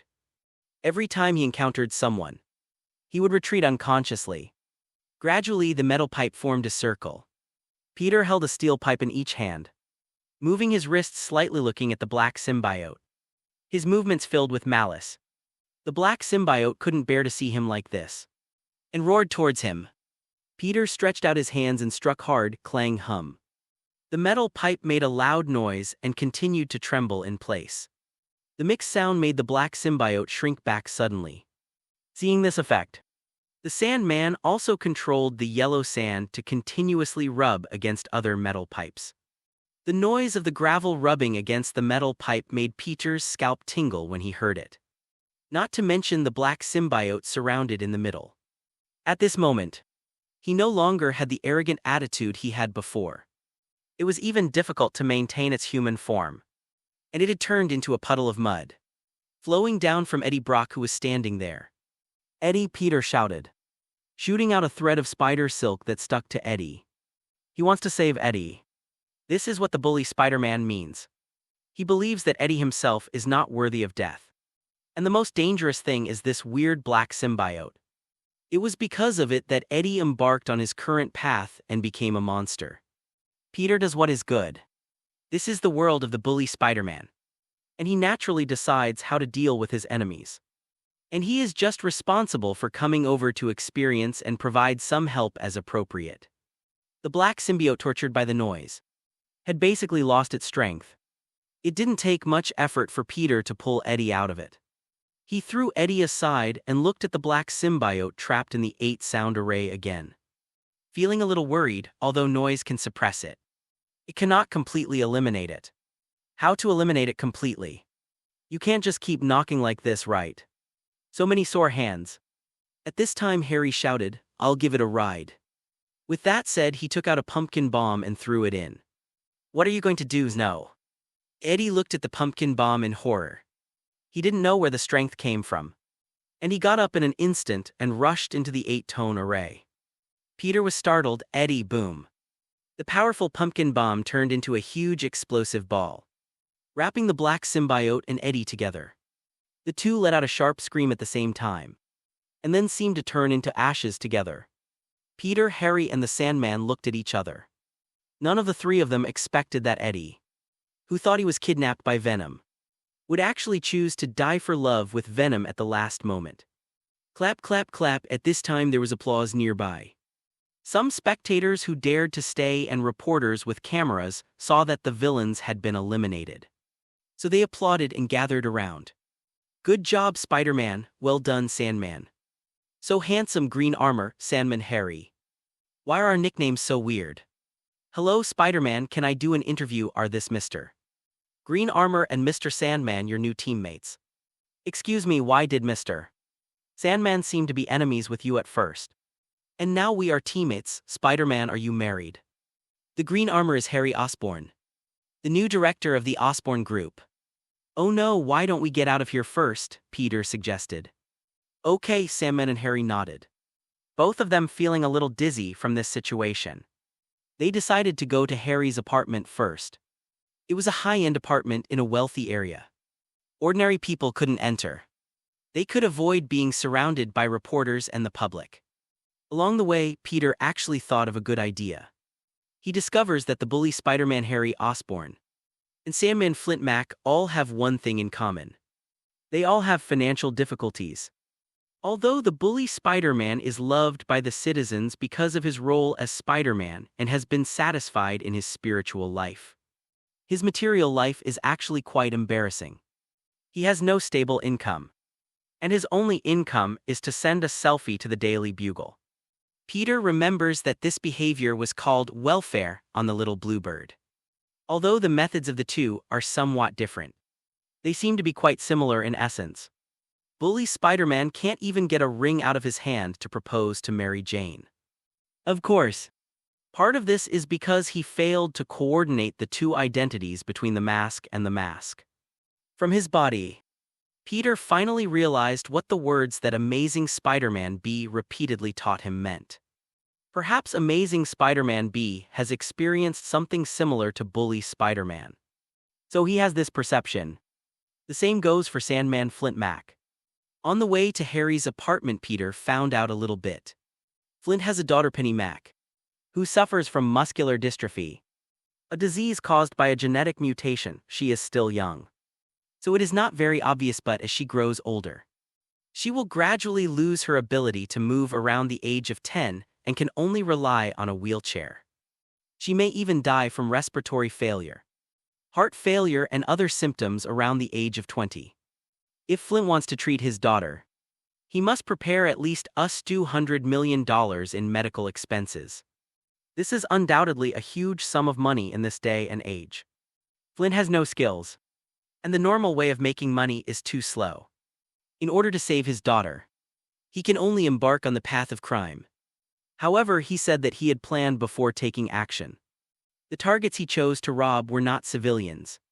The first person he robbed was the organizer of an underground boxing match. The organizer not only often deducted money from boxers, but also faked matches and manipulated gambling plates, selling DP, etc., and later they all robbed banks. "I'm not a bad person. I'm just unlucky," this is what Sandman repeats over and over again along the way. As for Harry, he seems to be the most handsome among the three. He inherited the huge Osborn group from his father, Norman Osborn, and was worth tens of billions. Spider-Man 3 is set in 2005. And it was mentioned in The Amazing Spider-Man that the Osborn Group had a market value of $2,000 billion at that time. However, ever since Norman Osborn transformed into the Green Goblin and went on a killing spree in the downtown area, killing all the shareholders, the share price of the Osborn Group has shrunk severely. After that, Dr. Octopus's miniature nuclear fusion experiment, which Harry was very optimistic about, failed miserably. The share price of Osborn Group has shrunk to 1/10 of its original value, leaving only about $200 billion. Coupled with the various diluted shares, although those shareholders were killed, the shares were inherited by their heirs. Harry is now worth only a few billion at most. The available liquidity is even less. However, Peter has a way to break the situation. So he wants to make them cooperate and let Spider-Man, the second-generation Green Goblin, and Sandman form this world's version of the Avengers. The Osborn family's high-end apartment. Harry stood in front of the coffee machine and operated the coffee machine. The running coffee machine buzzed, and Harry's body trembled slightly, making people wonder what he was thinking. Flintmark sat cautiously on the edge of the high-end leather sofa, as reserved as a dog that had done something wrong. Peter seemed to be sitting on the sofa opposite, but in fact he was constantly convincing the Bully Spider-Man in his heart. Bully Spider-Man actually has a lot of knowledge. He is a talented student in the Department of Physics at Columbia University. He has made outstanding achievements in mechanics, quantum mechanics, photonics, nuclear fusion, acoustics, and nanotechnology, and has even won many awards. Norman Osborn, Otto Octavius, and Dr. Connors all praised his scientific talents. For this reason, Dr. Connors also asked him to be his laboratory assistant. Unfortunately, this status can only provide Peter with very little money. It is more of a kind of knowledge learning. As for the current Osborn Group, after losing Norman Osborn as its president and chief researcher, what it lacks most is a decent researcher. So Peter's suggestion is, Harry can try to invite Dr. Connors, the mentor of Bully Spider-Man, to serve as the chief researcher of the Osborn Group, and Bully Spider-Man will continue to be his assistant. He had seen it in the world of the Amazing Spider-Man. Dr. Connors in that world could even develop lizard serum. But the lizard serum appeared in that world because of the request from above. That is the Osborn Group in this world. You can avoid these risks by not researching in that field. For example, the disease that Flint's daughter suffered from is a good research direction. The so-called muscular dystrophy is a disease of skeletal muscle necrosis caused by genetic factors. It can be divided into several different types. Symptoms can begin as early as 2 to 8 years old, and as slowly as more than 10 years old. But the final result is either paralysis or death. At present, there is no corresponding effective treatment method in clinical medicine. At most, the only way to delay the onset is through continuous treatment. The incidence rate of this disease is quite high around the world, causing a lot of pain to many families, coincidentally. The Osborne Group has made many achievements in the field of biology, and the super serum used by Norman Osborn and Harry Osborn is their own product. When Norman Osborn used it, people would go crazy. But Harry obviously no longer had this condition, indicating that the negative effects in the serum had been eliminated. Not only that, but the radioactive spider that gives the bully Spider-Man his powers is also a product of the Osborne Group. Dr. Connors is an authoritative scholar in biology. He is currently a visiting professor at Columbia University, and his income is not high. As long as Harry Osborn is willing to spend money, it will not be difficult to poach him. Plus the bully Spider-Man with so much money and people. Are you still afraid that your research will not produce results?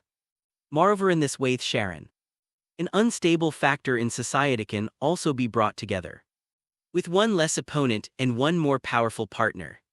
Why not? After Peter outlined his plan, Flint looked very excited. Flint is a very pure person. As long as Harry and Peter can really cure his daughter, he can even sell his life to them. Harry was very calm about it, in his opinion. What Peter described can be summed up in 2 words: drawing bread. The pie painting is pretty good, yes. If a treatment method for this genetic disease can be developed, whether it is a special drug or something, it will definitely be a good income. The income here refers not only to money, but also to the Osborne Group's image stock price. By then, it won't be a problem for the Osborne Group to make a comeback. Moreover, the incidence rate of this genetic disease is indeed high around the world. Every year, many newborns have no choice but to miscarry because these symptoms are detected during fetal PCR testing. This is a disease that affects the entire family. But this is a huge medical problem in itself. If the research results are so good, there is no need to wait until now for them to study it. However, can the super serum, Green Goblin serum that can strengthen people into super soldiers, and the radioactive spider that created Spider-Man be produced by ordinary medical laboratories? Whether it's luck or strength in the field of science, as long as you can produce results, that's strength. After all, scientific research sometimes really requires a little bit of luck. As for the current issue that Harry is worried about, Peter asked Harry for some pieces of paper, and after a few swipes, he quickly wrote densely packed synthetic formulas, processing condition set on them. The content he wrote was naturally his research results in the main world, optical microscope glasses, and SPC 120703 polymer biomass fiber material. The main world is more than 10 years later than this world, and technology has developed more than 10 years more than this world. Moreover, the main world has also experienced alien invasions, which can greatly improve the level of science. There is Iron Man, SHIELD, and Ultron. But even in that kind of world, his optical microscope glasses could generate him nearly 1 million in income within a few months, even though he got a small share of it. He actually sold a lot because he divided the share. The money he received was used for research. The most important thing is that the technical content of this thing is very low. With the strength of the Osborne Group, if you get it today, mass production can be achieved in a few days. For the Osborne Group in the past, this could only be a small effort. But for the current Osborne Group, it can be considered a good revenue generator, of course. The top priority is SPC 120703 polymer biomass fiber material. This material was personally approved by Iron Man. Iron Man personally admitted that this spider silk material is better than the biomass fiber material he originally studied. And its industry prospects are even greater. It can be used to make thinner but more impact-resistant bulletproof vests, bulletproof armor and other clothing. It can be used to make thinner but stronger load-bearing steel cables. It can even be used as body interlayers and bulletproof glass for bulletproof vehicles. A part of it's so mechanically awesome, for example. Bulletproof glass is made of multiple pieces of glass or high-strength organic sheets bonded together by transparent adhesive materials. The mechanical properties of this composite spider silk material are far better than other transparent adhesive materials on the market. They have better light transmittance, making their presence almost unnoticeable, in fact. After the Stark Group determines its application direction, Peter will definitely get a lot of income. Likewise, Peter believed that the world must have equally great prospects. Even better, as the current head of the Osborne Group. It has been 3 years since Harry took over the Osborne Group. Although he is not a scientific researcher like his father Norman, he still has the vision. When Peter wrote out optical microscope glasses with a relatively small number of words and placed it in front of him, he already approved Peter's plan. Different locations have different perspectives. Peter only saw the value of the thing itself. But what Harry saw was its derived value. It is true that the value it creates, even if the Osborne Group puts all its efforts into promoting, producing and selling, it will only earn a few million per month at most. For the Osborne Group, it can only be regarded as a small amount of blood. It's just enough to cover the monthly maintenance fees for several of their cutting-edge laboratories. But this is a push in biology and new materials science. Being able to come up with something like this can send a signal to the market. Osborne Group's scientific research capabilities are still there. With this signal, the stock price of Osborne Group can be driven back up. For a listed company, stock price is often more important than making money. Otherwise, why would there be so many companies that want to go public even if they lose money and lose money? But if Harry was just a little surprised when he saw optical microscope glasses, then when he saw the design drawing of SPC 120703 polymer biomass fiber material and the analysis of industry prospects written by Peter, he was completely shocked. Even before Peter finished writing, he decided that if the Osborne Group could win this, it would definitely be able to make a comeback. Biomass composites. This was actually not new at the time when Peter came. But for this era that has just entered the 21st century, it is definitely a brand new topic. For example, it is completely environmentally friendly because biomass itself has degradable characteristics, which is bound to be highly praised by environmentalists. It also conforms to the current situation in the world, which is equivalent to standing at the forefront of the times. For another example, reusability, low cost, etc. Even car parts can be replaced with this safer and more environmentally friendly biomass composite material. As for composite materials, different elements can be added according to formulas to give them different characteristics and be used in different application scenarios. He can almost foresee Osborne's stock price hitting the daily limit continuously. With this, he is even confident that he can rebuild the Osborne Group into a 100 billion enterprise within a few years. Or even higher. Harry's hands couldn't help trembling with excitement. His hands tightly squeezed the thin piece of paper in his hand, for fear that it would run away. But he didn't dare to squeeze it too hard, for fear that he would pinch it accidentally broken. Harry. Peter had finished writing the last thing at this moment. At this moment, Harry reached out and held Peter's hand. Brother, don't say anything, we are good brothers for life. Peter, Both he and Flint were boors and couldn't eat such fine chaff. They didn't know that these pieces of paper were worth thousands of dollars in Harry's eyes. Mainly because when he showed this to Tony Stark, Stark wasn't so excited either. But this is certainly a good thing for Peter. The bully Spider-Man's strong desire was to reconcile with Harry. And now he has done so. Happy ending. Peter left feeling very satisfied indeed. As a condition for Peter Technologies' investment, Harry generously gave up 20% of his shares. This is already a lot.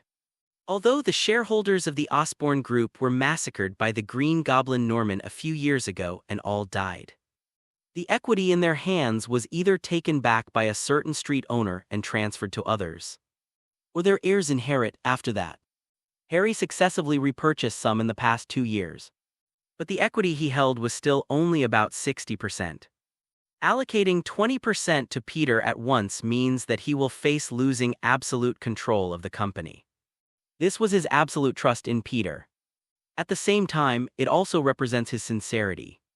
Even if the Osborne Group is declining now, this 20% stake is still worth $40 billion. The bully Spider-Man went from a poor wage earner plus student to a billionaire in one fell swoop. But Peter could only help him so much. As for whether he will become a rich Spider-Man or be beaten back to his original form, it depends on the bully Spider-Man himself. At this time, Peter was preparing to leave this world. But at this moment, something moved in his mind and he made a sudden move. Peter closed his eyes and after a while, an illusory figure floated out of the body of the bully Spider-Man. It's really possible, Peter was suspended in the air. Looking at himself in surprise, that's right. He is now in the astral projection state that Strange had him passively experience before. It can also be simply called soul body, of course. He was able to enter this state not because he really mastered this ability, but because his previous state was originally formed by his own soul intertwined across the world and the soul of the bully Spider-Man. Perhaps there is something more mysterious in it, however. When he decided to leave this world, he temporarily completely separated his soul from that of the bully Spider-Man, which led to the current situation call out. Peter's soul body only appeared for a moment and then disappeared from this world. The bully Spider-Man, who had regained control of his body, felt something and turned his head to look up and behind him. That's the direction Peter disappeared from. Peter. Harry was talking to Peter enthusiastically and called him when he saw what happened. Peter turned his head and smiled. Harry. Actually, I'm not interested in managing the company. I'm technically a shareholder as long as I pay dividends. You still have full management rights, moreover. As long as I have time in the future, I will try my best to stay in the laboratory and do things that benefit our research and development. Harry stared at Peter blankly for a while, with a big smile on his face. He couldn't help but get up and hug him, saying gratefully, "Thank you, Peter. We are friends, aren't we?" Peter patted Harry on the shoulder and said in his mind, "Thank you, Peter." Peter's soul body spanned countless universes and appeared in the Earth 199999 universe in an instant. In his own body, Peter sat up from the bed, looked at the time, and found that it was already midnight. At this time, he heard the sound of rain coming from outside. He got up quietly, walked to the window and looked out, always feeling that something was happening. At the same time, somewhere in New York under rain and night, a drop of black rain suddenly appeared in midair and hit the ground along with other rainwater, causing a splash of water. On the drama stage of Zhengcheng Science and Technology Middle School, a figure wearing a spider uniform ran out from behind the curtain, then performed several classic moves that seemed to be used by Spider-Man, and finally shouted in the middle of the stage, "I'm everyone's good neighbor, Spider-Man." "Wrong, wrong, your gestures are wrong." A figure walked forward angrily, standing under the stage and yelling at the people on the stage. "Parker, you should be more vigorous in your movements when you came out just now. Then you should do this when you spin the silk." Flash made a very standard Spider-Man action of using a web launcher to spin the silk. "This is Spider-Man, do you understand?" Oh, Peter, who was standing on the stage, scratched his head helplessly and groaned feebly in his heart. "Who can come and save me?" The matter started 2 days ago, the day after Peter returned from the Earth 96283 universe. As soon as he arrived at school, he was called to the office by his teacher, Mr. Harrington. "That's right, Peter, isn't it the school anniversary soon? Do you know about this?" Yeah, Peter nodded. In fact, he didn't know at all. He went to school every day to fish, and then took a break after school. How could he possibly know such a thing? Oh wait. It sounds like Ned told him about this a few days ago, however. He felt that it had nothing to do with the school anniversary or anything like that. So he didn't bother to remember it. Mr. Harrington didn't know Peter's mental activities. So he said happily, "It's rare that you can remember this when you are so busy." "It's good, Peter," Mr. Harrington said. "It's like this. On the school anniversary, we decided to hold a grand performance. After everyone's unanimous recommendation, we decided that you will play the leading role." Peter, unanimous recommendation. "Why don't I know anything, Mr. Harrington said to himself. "Peter, this is a great opportunity. I hope you can perform well." "Come on," Mr. Harrington gave him an encouraging look. Stood up, patted him on the shoulder. Then opened the office door and left. Before closing the door, she turned her head and clenched her fist to give him a cheering gesture. Peter creaked. The door to the office was pushed open, and a bunch of Ned squeezed in. "Hey." Ned nudged Peter with his shoulder and winked. "You're in luck, Peter." "What do you mean, Ned? What the hell is this?" Peter collapsed a little. "Why did I become the protagonist of the school anniversary performance out of nowhere?" Ned patted his chest. "Of course, I strongly recommended it and helped you get it with my sharp tongue." As Ned talked about it, Peter finally understood the cause and effect. It turns out that the program to be performed on the school anniversary was suddenly decided not long ago. The reason was that Stark Group suddenly donated a sum of funds and some valuable experimental equipment to Jingcheng Science and Technology Middle School not long ago. The school's budget suddenly became abundant, so this grand performance was held. Otherwise, they originally planned to just have a little fun in the class, and then each choose people to hold a small party with the class as the main body. So with the budget in hand, they decided to go bigger. Set up a stage, hold a performance, and invite people from all walks of life to come and appreciate the spirit of Jingcheng Science and Technology Middle School. By the way, you can also invest in Lala again in the coming year. And why was Peter chosen to be the leading actor? Just like Ned said, he did have credit in it, but probably only about 30% of the remaining 70%. 30% is because of Peter himself, and 40% is because of the Stark Group. That day happened to be one of those days when Peter slipped away on time and did not go to practice for the academic competition. The other participants in the academic competition gathered in the activity room to discuss the performance. As a group of people who have the best knowledge and the most extensive knowledge in Jingcheng Science and Technology Middle School, this performance falls on them without hesitation. During the discussion, Flash Thompson volunteered to be the screenwriter and was solely responsible for writing the script for the show.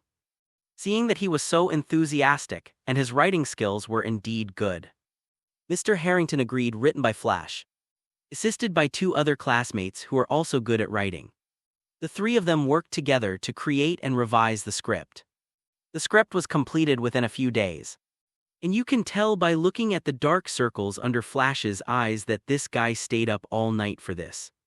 After everyone read the script, they all felt that there was nothing wrong with it and they could act according to this. So it was a matter of finding an actor. According to the script, a total of 7 characters are needed: a male protagonist, a female protagonist, a villain, and 4 passersby. Flash was active again. He worked so hard, researched day and night, and then wrote the script. Why? Isn't it just for this performance? He even ordered his own clothes. Flash boasted that he found custom-made clothing from a high-end clothing store that had direct cooperation with the Stark Group, and the material cost alone cost him less than 10,000. According to the store clerk, it is estimated that it is not much different from the original product. Flash was the first to sign up to be the leading actor. Originally, considering that he wrote the script and made the costumes out of his own pocket, everyone thought it was okay to let him be the leading actor. But at this time, someone asked extravagantly, "Where is Peter Parker?" So Ned replied, "He said he went to the Stark internship program." Then everyone fell silent, because they suddenly discovered that there was such a great god hidden beside them. When everyone was still an ordinary high school student, he had already become an employee of the famous Stark Group. He was busy every day and must be very important. Then someone else said, I heard that Stark Group donated a large sum of money to our school some time ago. And also donated a lot of experimental equipment. Is it because of Parker? When you say that, it seems true. So actually the show we are discussing is also because of him. Right? Yes, so Flash lost his leading actor. Flash beating the ground and crying, JPG. Why do I need to ask where Peter Parker is? Clown face. JPG dark crawling gif. The more Peter listened, the more speechless he became. His spider sense even twitched twice. And it was clear that even in the dark, he felt terrible about doing this. Wait a minute. Peter put his hand on Ned's shoulder and asked seriously. So having said all that, what is the show this time? What exactly am I going to play? Don't you know? Ned was very surprised. He held out his hands and made a few moves that were familiar to Peter but comical to Ned's size. Whoa whoosh, that's the good neighborhood Spider-Man who's been very popular on YouTube recently. You don't know, that's not right. I remember I showed you his video a few days ago. Well whoosh whoosh, it's so cool. Ned looked at Peter in surprise. Peter, of course I know. Because some of the videos were taken by me for fun. How could I not know? In fact, this also has some meaning of Iron Man. Iron Man set up a lot of teaching courses in the suit he gave him. And also specially installed an artificial intelligence current, which actually guided him to be a positive superhero and not to go astray. As an intern member of the Avengers, Iron Man intentionally lets Peter show his face in public.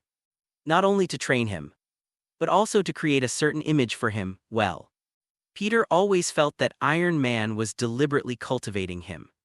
But they are neither relatives nor hometown. So why are they doing this? Peter felt that he might have thought too much. Of course, Peter himself found it quite amusing. He originally loved taking video diaries. Using being Spider-Man as the content of a video diary is not only fun, but also has a high like rate and reply rate. As for the problem of being discovered by others, there is no need to worry at all. He sent it after being relayed to Stark through the artificial intelligence Karen. Unless the other party could break through Iron Man's artificial intelligence system and obtain his database, he would not be able to find him at all. But if the other party can break into Iron Man's artificial intelligence database, it probably won't be difficult to find him through other means. No. Why did you suddenly think of a stage play with Spider-Man as the theme?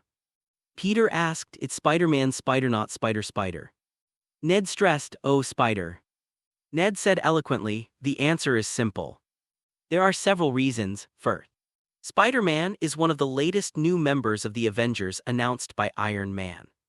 Although no one knows his true identity, he is definitely a positive superhero. Second, the main theme that the school wants to launch this time is being kind to others and helping each other. Spider-Man is famous for his willingness to help others. He helps people in need almost every day. Isn't it very consistent with this spirit? Third, Ned lowered his voice this time. Spider-Man is a superhero supported by Iron Man. And didn't our school recently receive a batch of funding from the Stark Group? You are also at Stark. I work in a group. Do you know Spider-Man? Peter hesitated, not knowing how to answer. Fortunately, Ned was not one to ask questions. In other words, this guy was just asking casually. Fourth, it is said that Tony Stark will come to our school in person this time to watch the performance. Peter, the next day during class, Flash came to Peter with a package, threw it in front of him, and said with a cold face, here it is, don't get it dirty. Peter opened the package and took a look. It was actually a spider suit inside. It is very similar in appearance to the spider suit with artificial intelligence that Iron Man gave him. The fabric is also very fine and skin-friendly. And it can be seen that it is made of good material. It seems that Flash is not bragging. He really spent money to buy this spider costume for the performance. It's unclear whether there is the kind of spider silk composite material he developed inside. If the cost is real, then it is really possible. Because in his own words, making a spider suit of this size would cost about $3,000. Considering that other processing plants may not be as skilled as him, the cost will be higher, even if it's $4,000. And Flash spent more than $10,000. Peter calculated silently in his mind and knew that Flash had been taken advantage of. Even if this suit was really made entirely of his materials, it would only be worth $4,000 at most. Because in the cost calculated by Peter, many subsequent treatments were carried out in order to make the suit more wear-resistant, non-reflective and more comfortable to wear. As for this costume, material is definitely incomplete. The content may even be less than 50%. And there are no other high-tech treatments. Its real value is less than $2,000, forget it. The Flash family is very rich anyway. And he has long been unhappy with this guy who is always against him. Even if you are my biggest fan, I still want to laugh at you. Heh. In the afternoon, Peter had no choice but to disrupt his original plan as he was helplessly thrust into the role of Spider-Man. He was forced to stay in school and rehearse the plot with Flash and the others. To be honest, Peter thought this script was quite stupid. Very cliched and stupid. No, the more he read it, the more speechless he became. The approximate content is as follows. Title: The Amazing Spider-Man and His Black Cat Girlfriend. Protagonist: Spider-Man. Heroine: Black Cat. Villain: Jeweler. Passers: woman, two thieves, policeman. Plot: a woman has a precious gem passed down from her ancestors, which is priceless. This incident was accidentally known to the jeweler, so the jeweler hired two thieves to steal the gem directly. The Black Cat accidentally discovered this and went to the jeweler to steal the gem. This happened to be seen by Spider-Man, so Spider-Man went to stop it. The fight between the two attracted the jeweler, who confused the truth and said that the Black Cat wanted to steal his gems and wanted Spider-Man to catch the Black Cat. Spider-Man has a pair of clairvoyant eyes, and he can see the jeweler's guilt and insincerity at once. So, under his miraculous investigation and brilliant reasoning, the plot quickly reversed. Spider-Man discovered the true identity of the jeweler and teamed up with the Black Cat to defeat the jeweler and his two thieves. Finally, the two returned the jewelry to the woman and handed the jeweler and the two thieves to the police. They also came together smoothly and became a heroic couple who protected the citizens in times of crisis. Happy ending. This script makes it clear that Peter is one person and two people big. Why didn't he know that he had a pair of divine eyes? Well. After merging with Shadow Spider-Man, his insight has indeed become much sharper and his reasoning ability has become much stronger. But this seems to have nothing to do with the divine eye. It's too middle class. Also, will anyone really like this cliché plot? In addition, he asked Flash why he arranged for Spider-Man to have an extra girlfriend named Black Cat. Flash said that Spider-Man is very agile, and the only person who can partner with him is a cat who is equally agile. Black Cat's girlfriend sounds like a hot and sexy beauty. It is a perfect match for Spider-Man. Listening to Flash's nonsense, Peter almost believed that he really had a girlfriend named Black Cat. So where can I get a sexy and hot Black Cat girlfriend? Peter spreads his hands, JPG. There are 2 more updates in the evening. Thank you all for your support. If you want to add more updates, let's see. Every 100 monthly tickets or 100 rewards will be added, tentatively. Although Peter was reluctant, he was forced to stay here and rehearse obediently. As for who forced it, who else if not Tony Stark? Originally, he probably didn't know about this, until Peter suddenly asked, Tony, do you know that our school is going to hold a school anniversary performance? I know, you sent me the schedule 2 days ago. I will go if I have time.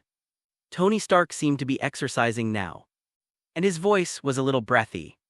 Peter knew that he had a running habit at home, which was not surprising. But did you know that they actually want to perform a play with Spider-Man as the protagonist in the school anniversary performance? The protagonist is still me. Peter said angrily. He felt that he had no time to do this. Since things started because of Tony Stark, he should be left to settle things. Whoever likes to perform this performance can perform it. How, what did you say? Tony Stark on the opposite side was stunned for a moment. I said, wait, stop talking. Tony Stark took the phone further away, or covered the microphone. The voice was a bit low, but Peter could still hear it clearly with his hearing. Just listen to Tony Stark shouting, Pepper. Help me check if we have any schedule for New Year's Day. Turn it down all, why? Pepper Pot's voice sounded from far away on that day. I promised the king of Java that I would go to them to attend a royal performance and discuss the establishment of a factory in their country. Don't worry, reject yours too. Let's go do something more important and more fun that day. Tony Stark chuckled, what's the matter? Pepper Potts thought about it but couldn't figure out what it was. Hey Peter, get ready. I'll definitely go and see him when the time comes. Tony Stark said to Peter on the phone. And then hung up the phone. Peter, is that what I mean? If he really wanted to perform Spider-Man in front of teachers and classmates who didn't know his true identity, Peter would grit his teeth and barely be able to cope with it. After all, everyone except himself knew that it was just a performance. But how embarrassing would it be to perform in front of Tony Stark and Pepper Potts? Two people who know their true identity. It's like a large social death scene, isn't it?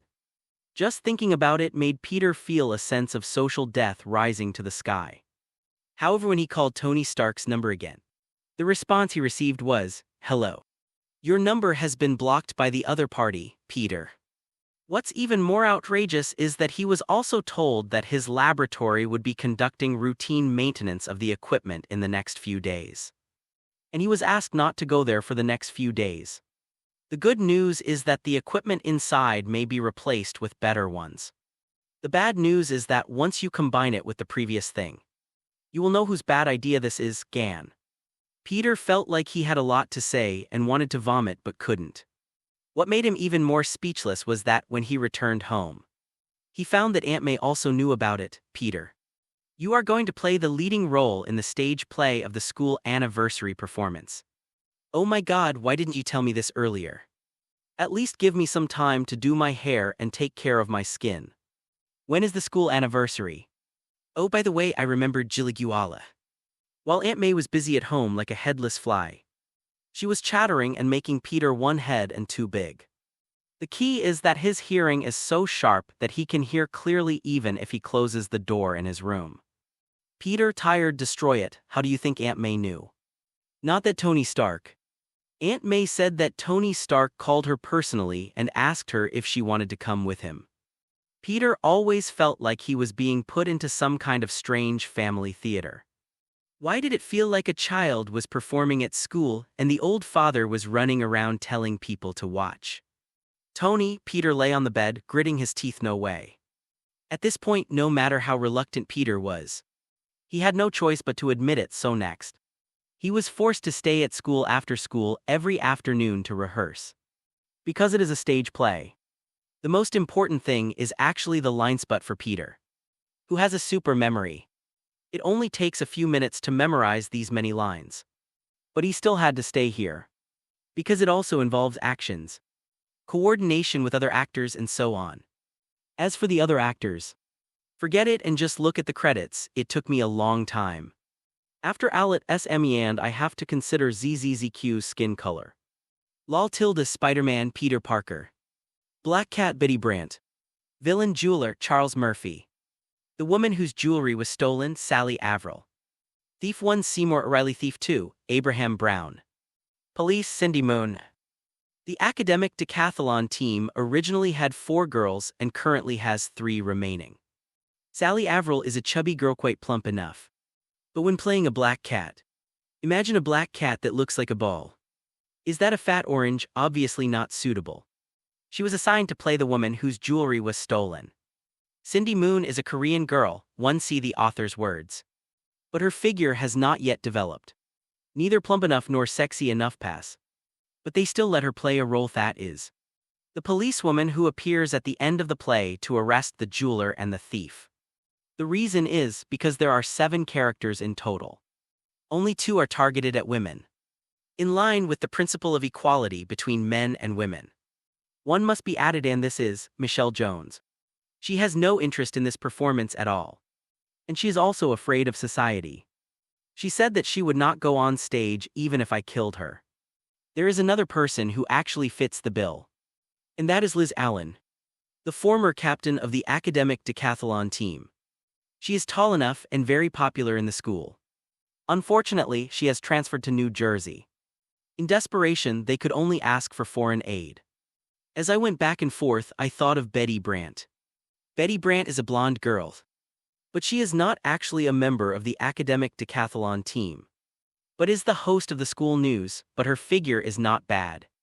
At least Flash's big director reluctantly approved of it, mainly because if he picked her anymore, others might beat him up, and as a host who often appears, Betty is quite popular in school. No matter how hard you choose, you probably won't be able to find someone more suitable than her. As for men, there isn't much emphasis on them. Just pay attention to balancing certain elements. For example, you can't let some of them play villains. In a country with such a rich culture, everyone is familiar with it. 1. Cindy Moon in the movie is the one sitting next to Abraham during the academic decathlon team training at the beginning of No Homecoming. I didn't expect that, but judging from her appearance, she shouldn't be Spider Silk. Because in the comics Spider Silk will have a special hormonal attraction when seeing Peter. And they were bitten by the same spider. And the time is not too different if she has been bitten. She will have a reaction, and if she has not been bitten, it will not be possible in the future. Out of dissatisfaction with Peter for stealing his original role and wearing the spider costume he ordered at a high price, Flash was extremely harsh on Peter during performance training. Looking at him, I wish Peter was the real Spider-Man. Peter. Should he be happy or sad about this strong love from fans? However, looking at the jumping but helpless look of Flash, who is not dealing with him, Peter also gained a lot of extra pleasure in the pain. Is this probably hurting each other? The school anniversary day soon arrived. The whole school was decorated. The busiest thing today is definitely the auditorium of Zhengcheng Science and Technology Middle School. There were several big shots sitting at the front of the auditorium. There are the mayor and congressmen of Queens, directors of some well-known Companasec. But the most eye-catching among them are Iron Man Tony Stark and his assistant, Pepper Potts, executive director of Stark Group. If all the others were put together, no one of them could beat them. Maybe this is why so many people came today, after all. If they can connect with the Stark Group, it is not impossible for the company to expand several sizes in a short period of time. Of course, today is actually more than just a performance by Peter and the others. School anniversary plus New Year's Day. There are several male and female students on the stage dancing enthusiastically. Peter stayed in the dressing room at the back with Betty and others. In fact, Peter didn't have much to put on makeup, after all. He was completely hidden under the spider costume. He didn't need to take off his mask until the last moment, so he only needed to apply some light-filling powder. Ned stood next to Peter, reaching out to touch his spider costume, and said with envy, "This suit is so well made. Flash is really willing to spend a lot of money on it." At this time, Betty suddenly came over. "Hey Ned, can you let me talk to Peter?" "Of course." Ned winked at Peter and walked away gracefully. Of course, Peter understood what Ned meant. He turned to look at Betty.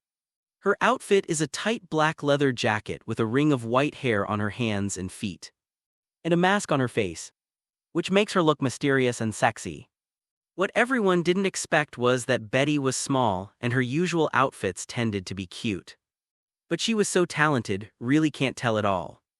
Especially after wearing this black tights. Her entire figure was highlighted. I have to say, this set really poked Peter's head. "What's the matter, Betty?" Peter asked doubtfully. They should have rehearsed everything that should be rehearsed. Betty looked behind her quietly and moved closer to Peter. Looking at Peter's face, her eyes were a little confused. She was in the same class as Peter and Ned, but she had never heard of Peter's name before. And Peter is not a very popular person in school. It was not until recently that more and more news came out about Peter that Betty noticed Peter. At just 15 years old, the Stark Group intern was able to get the Stark Group to make a large donation to the school. This undoubtedly proved that his abilities were very good and he was valued. Rehearsing with Peter these days allowed her to get up close and get to know him. Then she discovered that Peter was indeed a very outstanding and charming boy. In fact, the original Peter was not like this. But the temperaments of the Spider-Man he possessed one after another had some influence on Peter. This makes Peter look more mature and steady than his age. This temperament is obviously fatally attractive to some little girls of this age. Peter leaned back slightly. Betty, ah. Betty came back to her senses. Her pretty face blushed slightly and she said a little shyly, "Well, Peter, I have an idea. Whatever you have in mind, just tell me." "That's right, wait a minute, when we're about to finish. Maybe we can make some small modifications," Betty said a little shyly. Peter was still a little confused. He had no idea what Betty was saying or what she wanted to express. Oh, Peter was about to ask carefully. Just then his spider sense suddenly jumped in a daze. He saw a figure wearing something similar to explosion-proof armor. In his hand was a metal buckler that looked a bit like Captain America's. He was carrying a compound bow and matching bow bag on his back. He had it on his waist. He was also carrying a sword and looked fully armed. "So do you understand?" Betty was whispering to Peter about her arrangements. As she spoke, her face became redder and redder, as if she had done something that broke a taboo. "Yahake." Peter frowned slightly, searching for information about this figure in his mind, and dealt with it casually. Sword and shield plus bow and arrow plus explosion-proof armor. He was sure he didn't recognize this strange combination. But since the spider sense has given an early warning, it will definitely appear and it will be directed at him. He can guarantee this so far. His spider sense has never been missed unless it is not triggered. But once it is triggered, Peter felt uneasy when he thought that a supervillain might come to find him next. There are currently 2,000 teachers and students gathered in this auditorium. If a villain takes action here, there will be countless casualties. Thinking of this, Peter couldn't sit still. "Betty." Peter interrupted Betty, who was still talking. "I'm going to the bathroom, you take a rest first." Well, Betty looked at Peter's leaving back. Her eyes seemed to be filled with water. Peter didn't notice Betty's expression at all. He quickly came to the toilet and took off the split gloves of the spider costume, revealing the transformation watch inside. Clicking on the dial, a call button popped up. "Tony Stark." "Hurry up, hurry up, hurry up," Peter urged, however. At this time, Tony Stark and Pepper Potts were watching the students' performances in the front auditorium while dealing with other people's entanglements, when his smart assistant reminded him Friday that Peter had called him. Tony Stark didn't hesitate to hang up. He thought Peter was calling to complain again. In the past 2 days, Peter had called him frequently to harass him because of this matter. But he was determined. How interesting at the same time. Somewhere on the wall of Zhengcheng Science and Technology Middle School, a figure wearing high-tech alloy armor climbed over. Spider-Man of Zhengcheng Science and Technology Middle School is suspected to be here on the school anniversary. In the auditorium, the target is determined and execution begins. "Spider-Man, it's your turn soon," someone shouted. "I know." Peter walked out of the dressing room and came behind the stage curtain to wait for the entrance.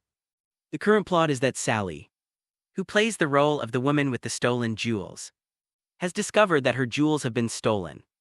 And she is crying. Her cry was heard by the black cat. So the black cat decided to go to the jeweler and steal the gem back. "I was invited to the banquet just because you would attend. I got dressed up just because I missed you so much." The black cat walked on the stage and talked. The curtain at a corner of the stage was lifted, revealing the furnishings inside, a wall, a safe, and protective measures made of countless red lines symbolizing the laser protection net. "Cheers, I know you also want to be captured by me, Tilda. I love teasing people, Tilda." The black cat had a strong figure and passed through the protective net in a few clicks. He came to the safe and spoke to the safe. "Just trying to separate you and me with some little tricks. Don't even think about it, you are exquisite and so close. Let me touch you, obviously." What she said from beginning to end was all about the jewelry that was placed in the safe. "Peter, it's your turn." Flash looked at the stage nervously. Since he couldn't be Spider-Man and perform this scene for his idol, he wanted to control everything and not let his idol down. "I wonder if Spider-Man knows about the show here. I hope the advertising money I spent on the Daily Bugle was not in vain." Flash thought to himself, in order to let his idol see this. He spent his own money to advertise on a small media portal called the Daily Bugle. With so many people coming to the school anniversary today, his contribution should not be small, of course. It doesn't matter who else comes. What matters is that Spider-Man can come, however. What he didn't know was that his move did not attract Spider-Man. Spider-Man didn't come. But he had already come. Flash's actions attracted uninvited guests. Okay, Peter put on his mask and got ready to play boom. Just then there was a loud noise. There was a commotion behind the stage opposite and then. A corner of the curtain was lifted. And a heavily armed figure wearing anti-explosion armor came out and stood in front of Betty. Where is Spider-Man? Betty was shocked. This was not in the script. You are Spider-Man's girlfriend Black Cat, right? Where is Spider-Man, tell me? The man stepped forward and asked. Betty's heart moved, so it turned out that this was the case. Was the script temporarily changed? Her mind started spinning rapidly. Her beautiful eyes were looking forward to it. Her body was slightly bent. And she looked like a powerful black cat. I don't know what you are talking about. If you want to cause trouble for the night elves, I think you have made the wrong decision. Because I am a superhero with both beauty and intelligence, Black Cat. As she spoke, Betty retracted her hand, rubbed the fair and pretty face exposed under her mask with the hair on her wrist, and made a movement similar to a cat licking its paws. Snapped. Peter reached out and slapped himself on the face. Obviously, Betty didn't realize what was really going on. Even the audience in the audience is like this. Most of them didn't know the original script. They just thought that this was the villain in the show. While they marveled at the excellent workmanship of the villain's equipment, they applauded Betty and the others for their performance. Only Tony Stark, sitting in the front row, realized something was wrong. He hadn't read the script. But his vision allowed him to spot the weapons and equipment on the newly appeared guy. They were truly lethal equipment. Edith, analyze him. Tony Stark tapped his glasses. The Master of Imitation is an agent of the Red Room, the secret organization of the Bear Country. He has the ability to imitate the actions of his opponents. He is usually active in the Bear Country and Europa. Edith quickly found some relevant information. Is that where Natasha came out? Tony Stark raised his eyebrows. Yes, Mr. Stark, Edith replied. How could he suddenly come to New York so far away and ask for Peter by name? Tony Stark frowned slightly, thinking about the powerful relationship. Send this news to Peter and send 2 more when industrial drones come over. They must be equipped with holographic projection technology. Yes, sir, Edith quickly completed the remote command. After making the arrangements, Tony Stark did not act rashly. First of all, although this so-called Master of Imitation is an agent, he is just an ordinary person at best. Moreover, all the equipment on his body was scanned by Edith just now, except for the explosive arrows in the quiver on his back, which may cause a large-scale attack. The rest are all single target, obviously. This is an agent trained mainly for stealth operations. What he is better at should be quietly solving his opponents. Secondly, Tony Stark knows Peter's record. The Falcon and the Winter Soldier were defeated in a one-on-one battle in the Berlin Airport Hall. In the airport square, they worked together to defeat the enlarged Ant-Man. After returning, he single-handedly eliminated the illegal weapons manufacturers entrenched in the underground black market in New York. Although their equipment was not worth mentioning in Tony Stark's eyes, that was because his technology could crush the opponent. Superior Peter's suit didn't have many attack methods, but he could still deal with them cleanly and neatly, which was enough to prove his strength. Thirdly, doesn't he still have the whole story? Peter has developed a nano-suit. Can he? Tony Stark lag behind. He has created the first version of the nano-steel armor.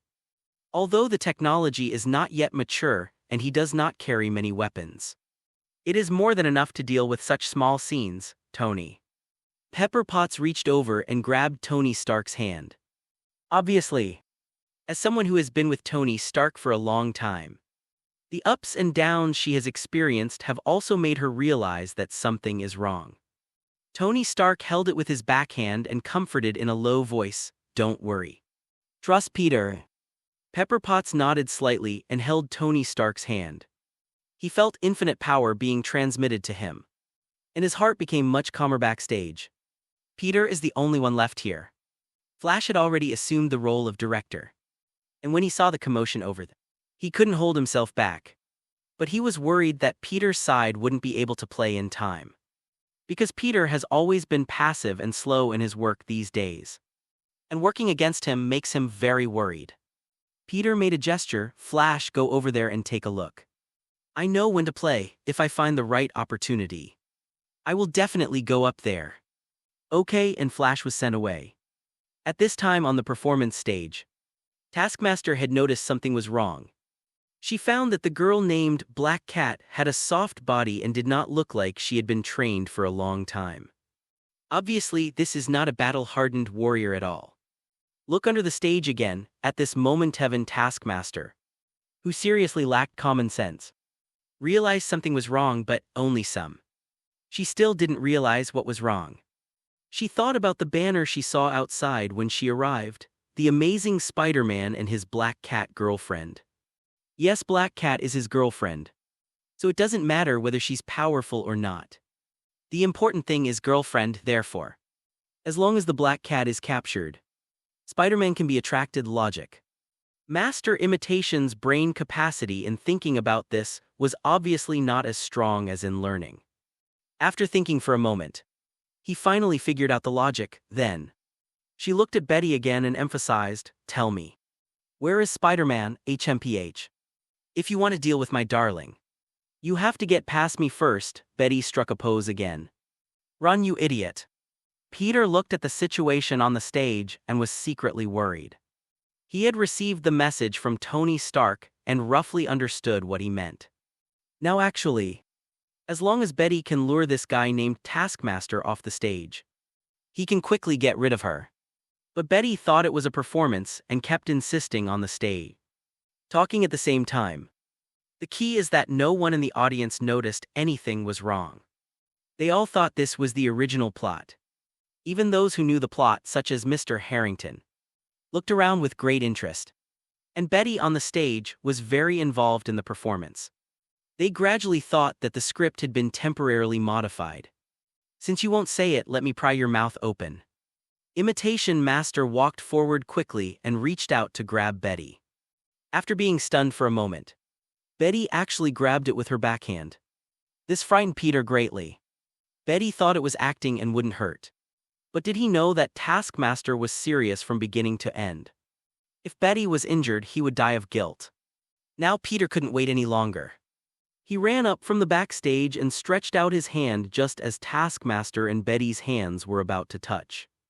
One hand stopped Betty's soft waist and pulled her away to the side, while the other hand used his elbow. He blocked Taskmaster's attack. Darling, you're here, Tilda. Betty fell into Peter's arms, and after being stunned for a moment, she rubbed her head against Peter's chest. Perhaps she has some strange personal understanding of the character Black Cat. Spider-Man Taskmaster looked at Peter, muttered, and then launched a quick attack on him. Peter hugged Betty, took several steps back and said, Behemau, go get what you want and I'll hold this guy back. With that said, he let go of Betty. You are my son and star, I want to work with you hand in hand. Betty stood up from Peter's arms reluctantly. When are you still playing this? Peter was a little helpless. But look at the audience below. There was even Aunt May among them. If he didn't want to reveal his identity, he would have no choice but to continue acting like this. You are my moon. When the sun is scorching the sky and the stars are shining, the moon is not hitting but sneaking quietly. Peter turned his mind several times before he managed to catch the code. The idea was to let Betty take the opportunity to get those damn gems and then sneak backstage. Betty was confused and finally convinced by Peter. At this time, Imitation Master has also arrived. This time she did not use her bare hands, but picked up the shield in her hand and cut it. This action looks a bit familiar. It seems to be a commonly used attack action by the American team. Sometimes the shield is thrown out of the hand, which is a flying shield attack. Peter ducked and dodged the blow at the same time. He pushed with one hand and struck the imitation master on the ribs with a punch from Wing Chun with the other hand. Clang with a crisp sound. Taskmaster was beaten back several steps. Peter clenched his fists and grinned. This guy must be wearing some kind of strong alloy armor. It has a high level of protection and a strong anti-shock effect. Peter's punch just now returned a lot of force, making his hands numb for a full minute. It took seconds to recover. It's also because the performance costume I'm wearing only has the effect of concealing my identity and has no effect on defense. It's also because when I customized it, I used the size of Flash, which made it look loose in some places and too tight in others. A little off, not a particularly good fit call out. Taskmaster threw the shield out of his hand. This time her attack method is exactly the same as Captain America. This guy seems to be a master of imitation. Peter was convinced. With his reaction speed, catching this shield is easy. But he can't do that now, with so many eyes watching below. It would be great fun if he could enter the shield with bare hands. Peter dodged sideways again, and then touched the shield slightly with his body the moment it passed him. Under the influence of his body, the flight trajectory of the shield changed. The shield, which could have bounced back like a boomerang, flew directly to the back of the stage, passed through the gap in the curtain and fell to the back. Taskmaster gear. Taskmaster obviously didn't expect this kind of cracking method. No one had done this when she watched Captain America's videos to learn. Taskmaster says she's learned it. Who can throw a shield and let her try it too? Peter said that he could not fulfill this wish. In line with the fine style of reciprocity, Peter took the initiative to attack. He put his hands on the ground and did a side flip, his body spinning like a wheel. This is a fighting technique in Cap Oron. Peter loved it. Moreover, this is the most suitable method to deal with the imitation master without exposing one's physical abilities beyond ordinary people. Bang bang. Peter's feet were knocked down one after another. Taskmaster blocked it with both hands, but was shaken back by the force Peter secretly exerted. At the same time on the other side, the black cat finally got the contents of the safe. Logically speaking, the plot will move to the next shot. Peter was relieved to see this. Then the next step is to guide her to the background, and then take the opportunity to kill her. After standing still, Impersonation Master also imitated Peter's appearance, performing the rim tomahawk and smashing his legs towards Peter. He can actually do it. Peter's heart moved. But he was more experienced in dealing with this move. He stretched out his hand to block it, then spun his hands, grabbed Taskmaster's feet in his hands, and threw them aside with his backhand. However, his power is still limited to the size of an ordinary person. This throw to outsiders was just the villain being pushed out by Spider-Man due to his instability. Peter took the opportunity to take a step back toward the curtain. A little confused. He was really not good at acting and didn't know what to say. Something's going on today. 2 updates first. I am Spider-Man, Peter thought for a long time. Finally thought of a sentence and said it decisively. There was a faint snort under Taskmaster's mask, then she pulled out the knife from her waist and said, Spider-Man. Let's capture him without mercy. However, after Peter finished speaking, he turned around and walked quickly towards the backstage of the curtain. Taskmaster then followed suit. When walking through the curtain, Peter turned off the microphone clipped to his clothes and wanted to take action. However, when he raised his hand, he suddenly thought that although he was behind the curtain, it was still too close to the front desk. Moreover, from the brief encounter just now, he discovered that this imitation master was not as easy to deal with as he thought, mainly because the alloy armor on him is a bit tricky. However, if he could lead him to a place where no one was around and unleash his full strength in an instant, Peter would still be confident. What happened to the thick armor? He could take it apart with his bare hands. It's just a matter of the size of the movement. Ned felt that he had been particularly unlucky today. He should have been sitting happily in the audience or in the lounge behind the scenes, cheering for his best friend Peter Parker's first performance. But he probably ate too much at noon, which made his stomach feel uncomfortable all the time, really unable to hold on any longer. He had no choice but to leave the auditorium temporarily and find a toilet for convenience. However, while he was fighting in the toilet, there was a crackling sound outside the toilet partition. Immediately afterwards, there were several loud dong dong dong sounds. The floor, toilet partition sand walls were all shaken together. Every shock was like a sledgehammer hitting Ned's heart hard, making him cover his heart and tremble uncontrollably. But he didn't dare to say anything. As a qualified citizen who grew up in the simple Gotham City, Ned easily knew from this movement what kind of struggle he was inadvertently involved in. It must be a battle between superheroes and evil supervillains. And Heffronly citizen Ned must not cause trouble for the superheroes. Thinking about it, Ned didn't even dare to lift his pants, trying his best to hide himself in the squatting compartment and reduce his sense of existence. Fortunately, two of them were fighting fiercely outside, and they didn't notice that there was someone hiding in the compartment here. During the battle, Peter discovers that Taskmaster is more magical than he imagined. He originally thought that the so-called imitation masters just like to imitate and study other people's movements, because he did see the physical skills of Captain America, Black Widow, Hawkeye, and Black Panther in Taskmaster.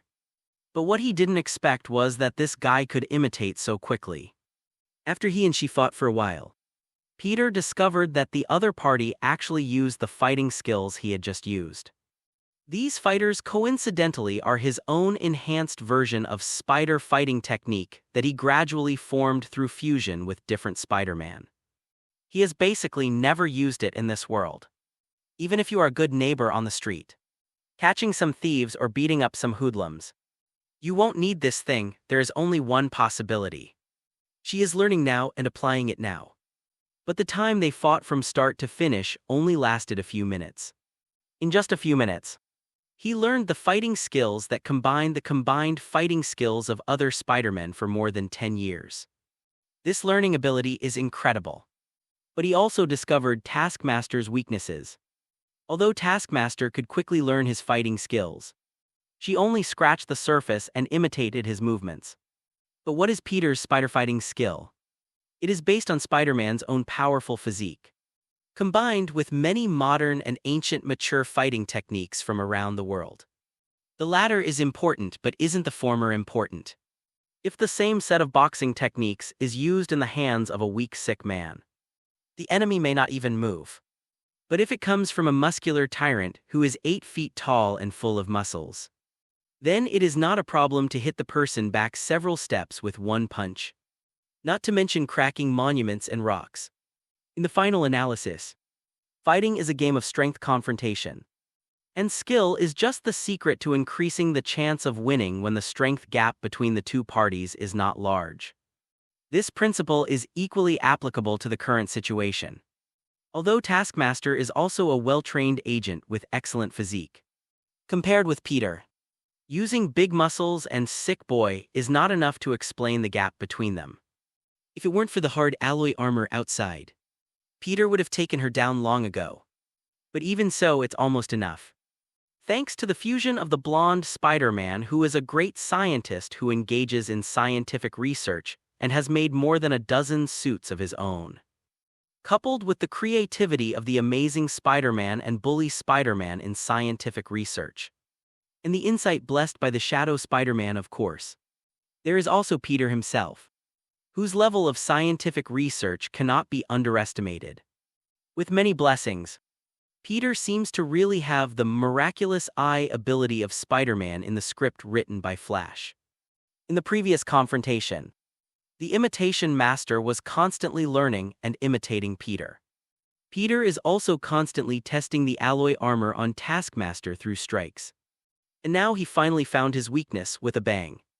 A piece of the alloy armor arm was removed and dropped next to the alloy sword that had been disarmed and thrown to the ground. Taskmaster was unfazed and continued his attack. But even if she learned many of Peter's skills, Peter could still handle her easily despite her physical strength. Boom, another piece of alloy armor was removed.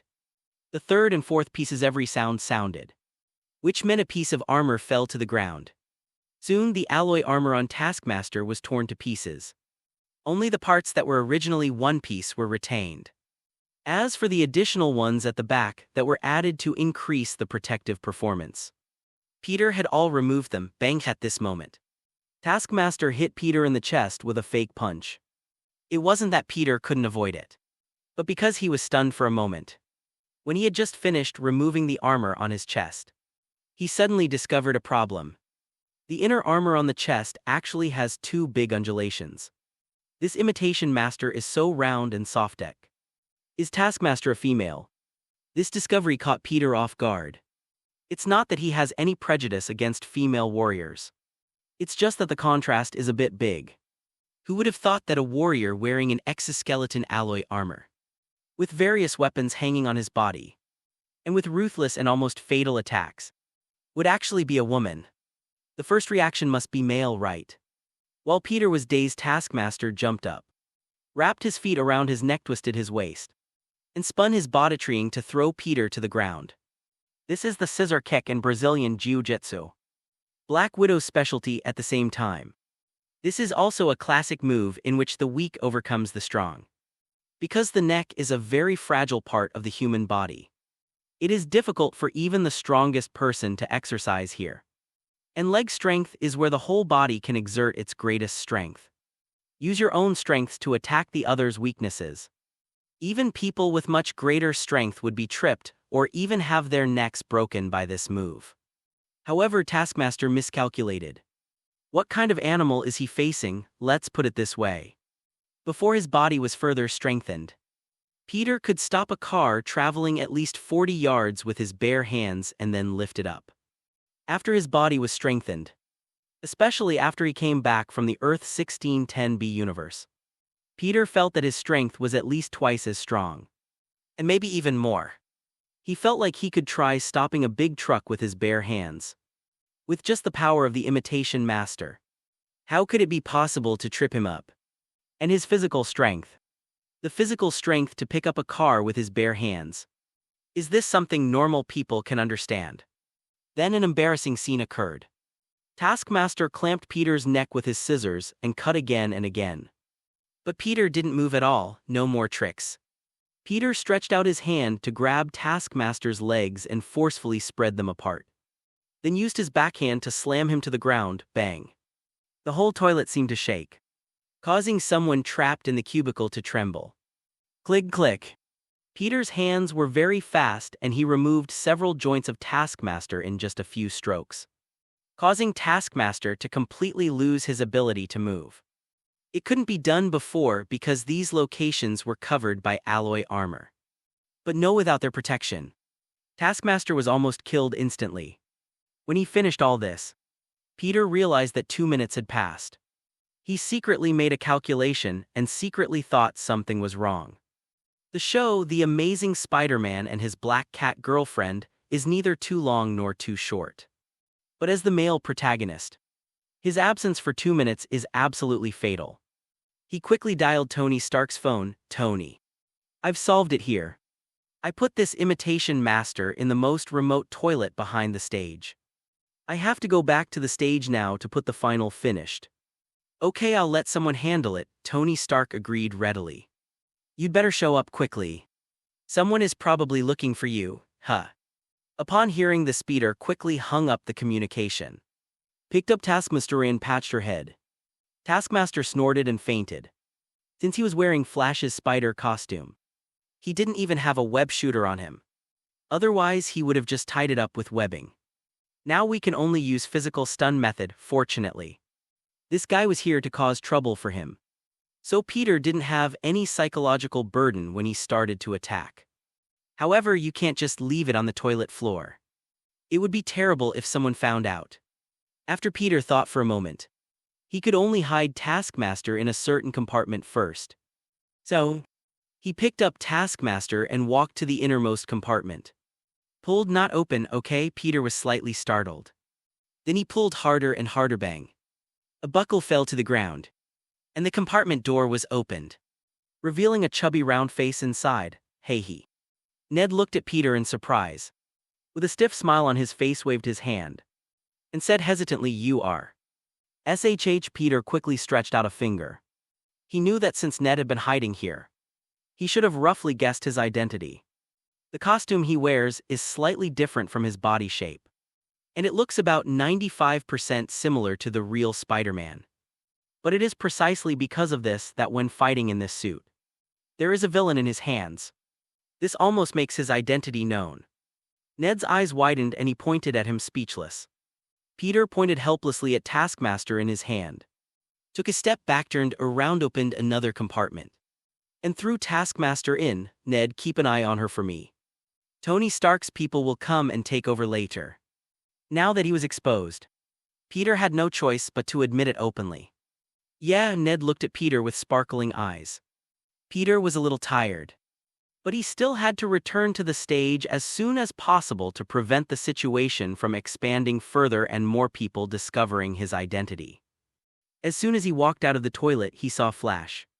Flash looked at Peter and then at the toilet. His face darkened. What are you doing? I'm in a hurry. I need to go to the bathroom. What's wrong? Peter said. You actually took it, me beloved spider suit. To the bathroom. Flash was so angry that he was furious. Peter scratched his head, a little embarrassed. He would also be very angry if someone did this to his suit. So he chose to forgive poor Flash. Hush hush. Protect. Flash took a few deep breaths before suppressing the anger in his heart. No immediate legit on stage for me. Also, where is the other temporary actor? Flash said, looking behind Peter.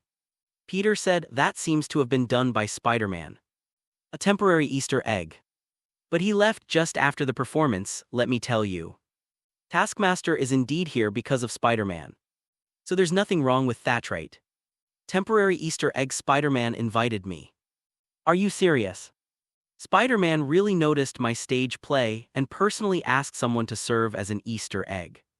When Flash heard Spider-Man, a look on his face, the gloom disappeared and turned into an expression of surprise. Yes, that's right, Peter nodded repeatedly. Spider-Man said he was busy and couldn't come to the scene. So I can only thank you in this way. Great. Flash waved his fist excitedly. I knew Spider-Man would love it when I write a new one. Spider-Man must come to watch it in person next time. Well, that's not necessary, Peter whispered. What did you say?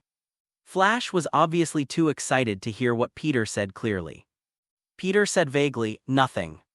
Flash's face darkened. Don't be stunned. Hurry up and get on the stage. Everyone is waiting for you. Okay. Peter turned around and prepared to walk to the stage.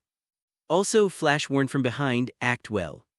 If you fail in your performance and let me embarrass myself in front of Spider-Man, you will definitely look better.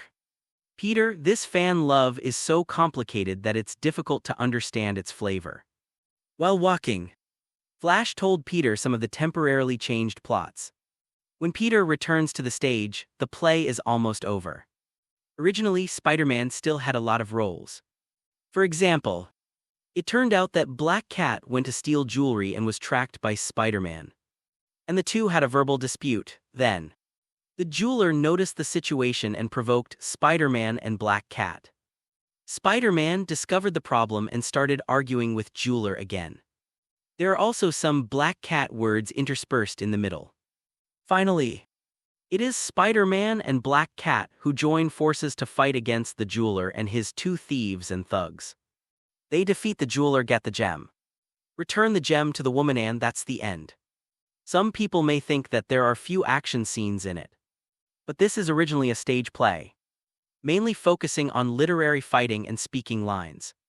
The movements are just symbolic gestures, however, due to the sudden intrusion of Taskmaster in the middle and the absence of Peter. The Spider-Man Flash had to temporarily modify the plot. So the current plot is, Spider-Man is lured away by the mysterious men of the jeweler. The Black Cat lost 1-on-2 and was almost caught. At this time, Spider-Man rushed back in time and the hero saved the beauty. The two then worked together to defeat the jeweler. The plot behind it is the same, in fact. The revisions were not too much, and Peter quickly remembered it clearly. When he came on stage, the Black Cat had been captured and was fighting with the jeweler verbally. However, because this line was improvised, the two people's answers were very dry. Seeing Peter on the stage, both men were visibly relieved. The next thing is simple. Peter adapted to the situation and made appropriate modifications based on the original script lines. And finally completed this embarrassing and unexpected performance. But at the end of the show, something unexpected happened to Peter. The original ending was supposed to be Spider-Man and Black Cat hugging and snuggling together.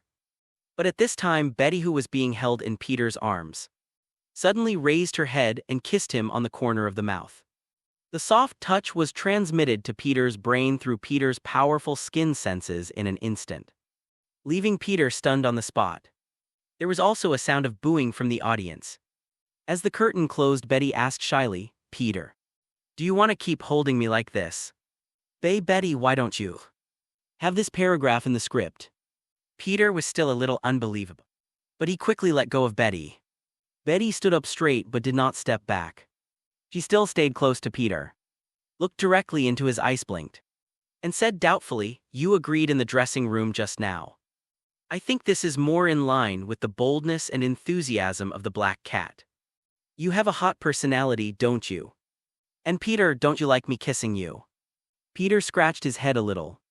How should he answer this question? If you say you don't like it, it's definitely a lie. Betty was the host of the campus TV station. She had a sweet and cute appearance and was the object of admiration of many boys in the school. When there were some parties, people lined up to invite her to dance. Moreover, wearing the Black Cat costume also highlighted her figure that was already beginning to take shape, adding a bit of sexiness to her previous sweet image. This is not only very attractive to boys of Peter's age, but also to older boys. I believe no one would say they don't like such a girl taking the initiative. Right? Just why is it just because you played Spider-Man? Peter was puzzled. Let's go. Betty took Peter's arm, lightly passing on the evil touch. Peter froze. His body felt stiff, and he could only let Betty lead him towards the back of the stage. Peter spots Flash behind a backstage curtain. Flash also felt numb when he saw the intimate way Betty held Peter's hand. Damn it, Betty is the one he likes too. Flash's hate value for Peter suddenly became higher. This guy not only stole the role of Spider-Man that he longed for, he also stole the girl he liked, Flash thought to himself. If it was him who played Spider-Man, then he must have been kissed by Betty just now. And he was the one holding Betty's arm now. Peter looked at the way Flash looked at him and in a trance. He seemed to see Flash transforming into a Q-version villain, throwing countless flying knives from his hands, and inserting the poor Q-version little spider into the wall. It's so scary, Tilda. Peter quickly quickened his pace. Betty was a little confused, but she also quickened her pace. This time the friction felt even stronger. Peter also felt that the knife behind him was getting more and more murderous. "What's the matter, darling?" Betty asked Puff.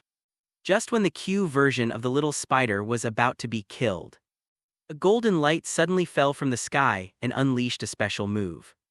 Critical hit, damage 9999. The Q version of Flash's health bar was instantly cleared. KO, the murderous aura behind him disappeared. Peter did not dare to turn around to see what happened behind him, and quickly left this place of right and wrong with Betty. When they came to the door of the dressing room backstage, because they had to remove their makeup and go to their respective rooms to take off their costumes, Betty let go of Peter's hand. "See you later, Tilda," Betty waved. Peter nodded numbly. To be honest, this is the first time Peter has had such close contact with a girl in his life. This made him still feel a little bit in the fog, and he couldn't believe that this was actually real. It wasn't until Betty walked into the women's locker room opposite, and Flash's painful wailing could be heard not far away, that Peter came back to his senses. He quickly walked into the men's locker room, took off his spider suit, and carefully inspected the marks on it. Fortunately, during the previous battle, Taskmaster's knife was disarmed by him immediately, and the bow and arrow could not be used in a cramped place like the toilet. So Taskmaster was actually fighting Peter hand-to-hand throughout the whole process. And because of the difference in physical fitness between the two sides, he has always been able to deal with Taskmaster with ease. And the suit has not been stained. Well, at most it smells like talcum powder. This was a valuable lesson gained from the amazing Spider-Man B.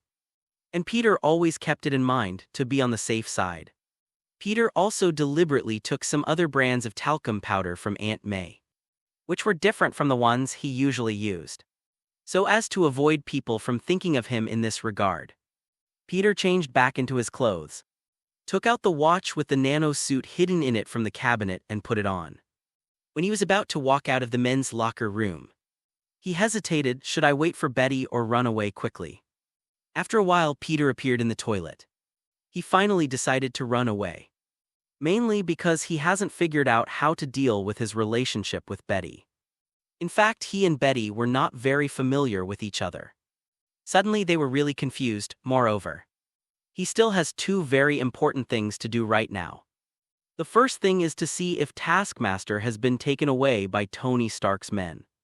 Although this guy doesn't know his true identity, he seems to know about Spider-Man is at Midtown Technology High School from some source. But it's also possible that she really was an idiot, attracted by Flash's obvious poster for a stage play. But no matter what, Peter was a little worried. He had to confirm it himself. The second thing is Ned. Ned had been secretly hiding in a toilet stall and unexpectedly discovered his true identity. Peter knew very well the temper of his good friend, so he had to warn him and not let him talk nonsense. Although Spider-Man, the bully of the Earth 96283 universe, accidentally revealed his identity, but his life is still not affected too much. It seems that taking off the mask also has positive feedback.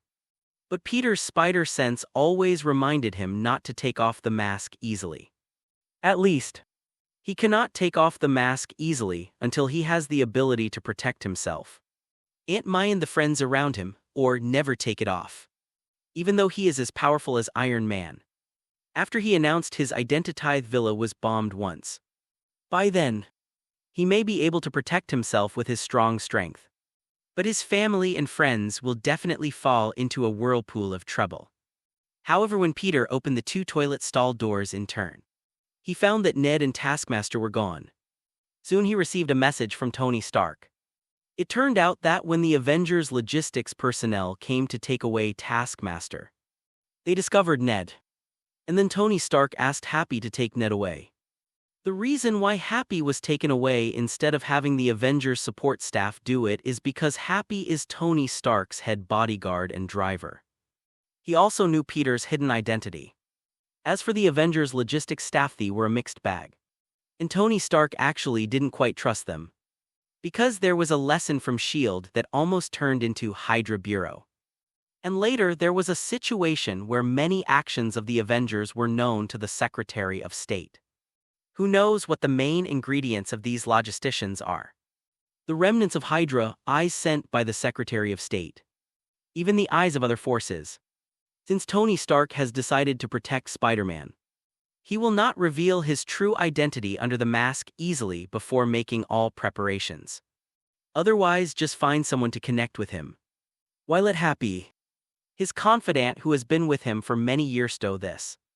Seeing this, Peter quickly sent a message to explain the relationship between himself and Ned, and then left in a hurry. Peter meets Happy and Ned in a car outside the school. Two chubby guys stared at each other in the back seat, filling the originally spacious back seat. What are you two doing? Peter looked at them strangely. I don't know, he glared at me, Ned said, glaring at Happy.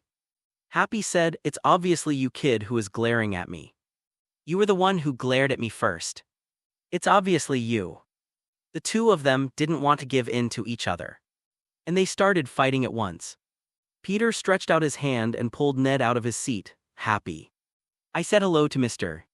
Stark. I took this guy away and I will handle his affairs. Okay.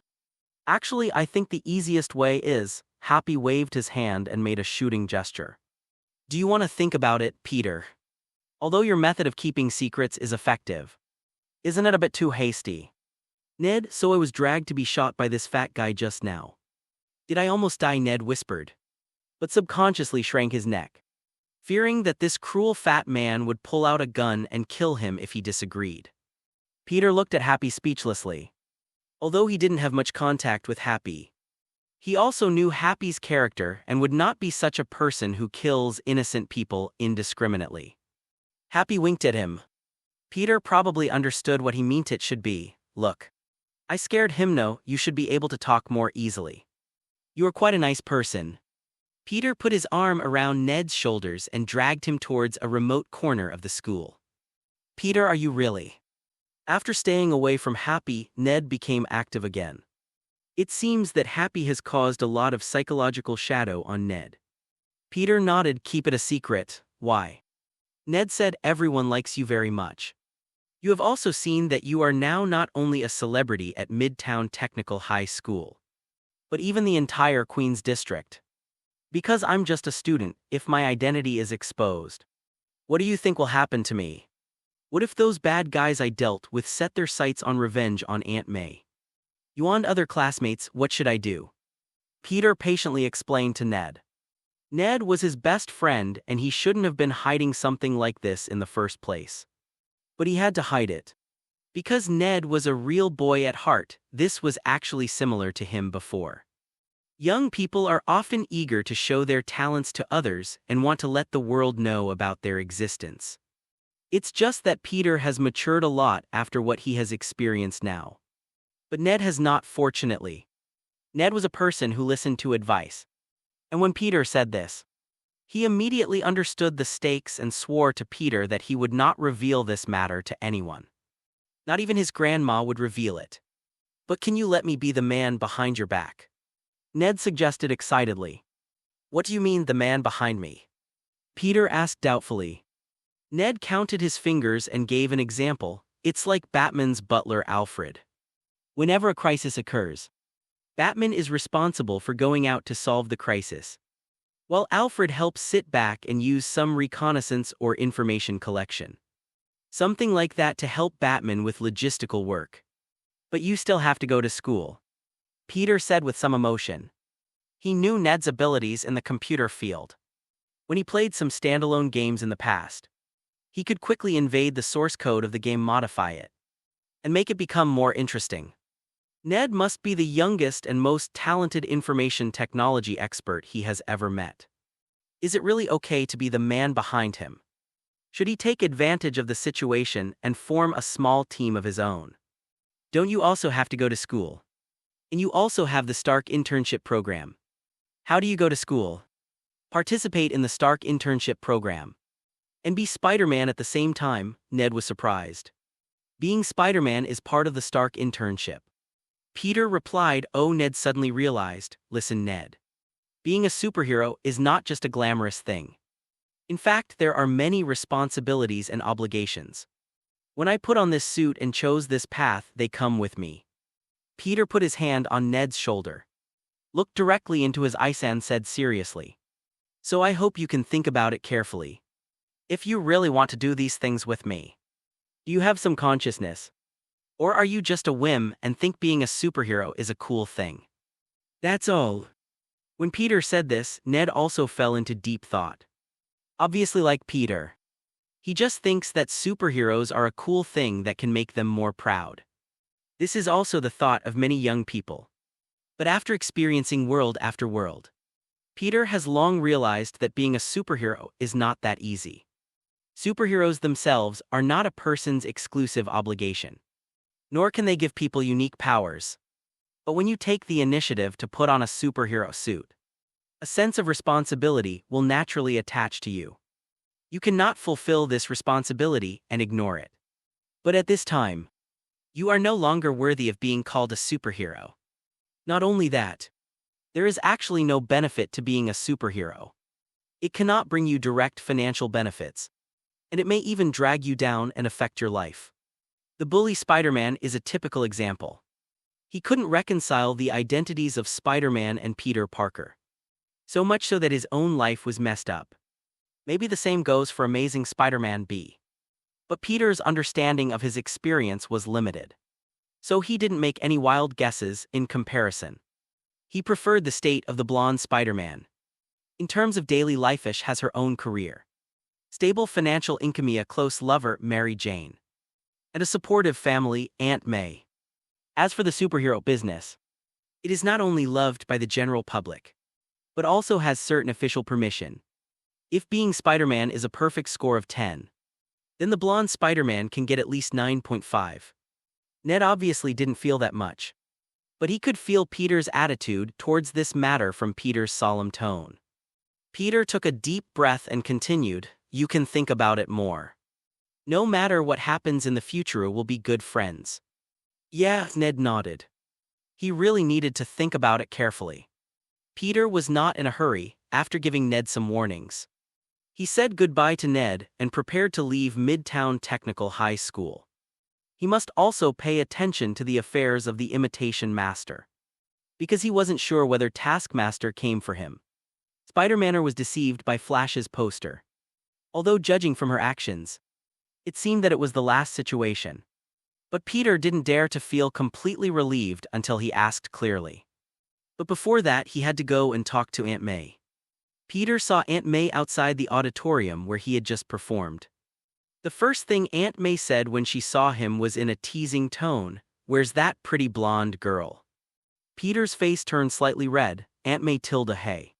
The little guy is still blushing." Aunt May reached out and pinched his face, teasing. "That's just for performance, I didn't know Betty before." Peter tried to explain, shaking his head vigorously to break away from Aunt May's clutches. Yeah.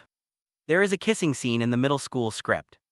And the kiss is on the corner of the mouth. But I really don't know him. Aunt May poked his head again. What's wrong with kissing the corner of the mouth? Peter subconsciously licked the corner of the mouth, as if he could still feel the touch of Betty's soft lips on it. Tusk's Aunt May just smiled meaningfully.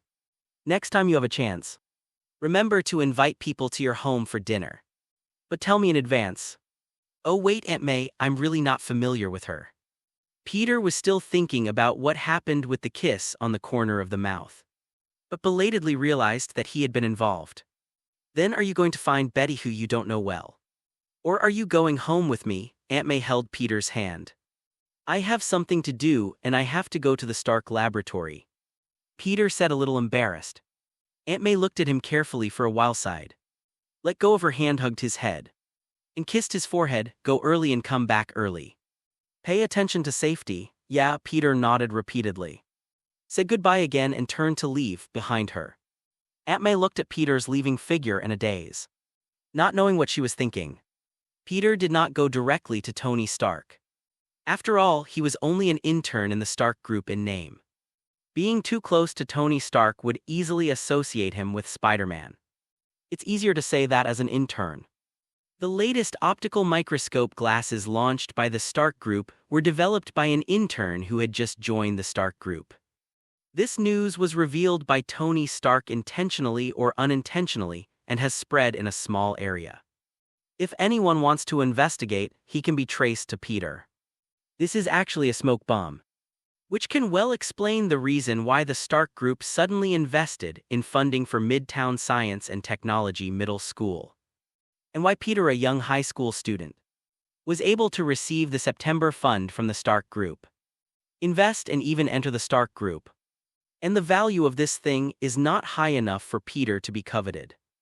At the same time, under the cover of such a scientific researcher identity, Peter's Spider-Man identity is well hidden. Who would have thought that Spider-Man is just a child and a genius researcher?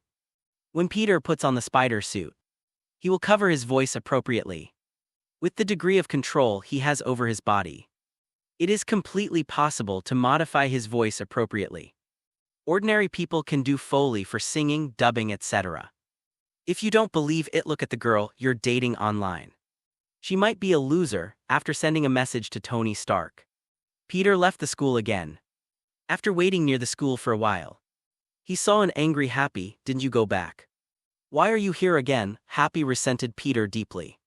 Tony had just told him that he and Pepper would go back by themselves. So Happy had already driven away as a result. In the middle of driving, Tony suddenly sent a message asking him to come back to pick up Peter Parker. Do you know how congested this street is now? Peter didn't know that before, but now Peter knew. This is too much. Probably because of the anniversary of Xingcheng Technology High School and the popularity blessing from Iron Man's personal presence. Several nearby streets became very congested. They were stuck on the road for more than half an hour, until the chickens pecked all the rice. The dogs licked all the noodles, and the candles burned out the copper locks. But they still couldn't squeeze out of the street. Oh. This honey description was a picture posted by a Chinese friend that Peter saw on Little Blue Bird. He thought it was very interesting, so he wrote it down. 30 minutes is nothing to ordinary people, but for Peter, 30 minutes allowed him to do a set of experiments. Analyze at least one set of experimental data. Learn a set of fighting skills and...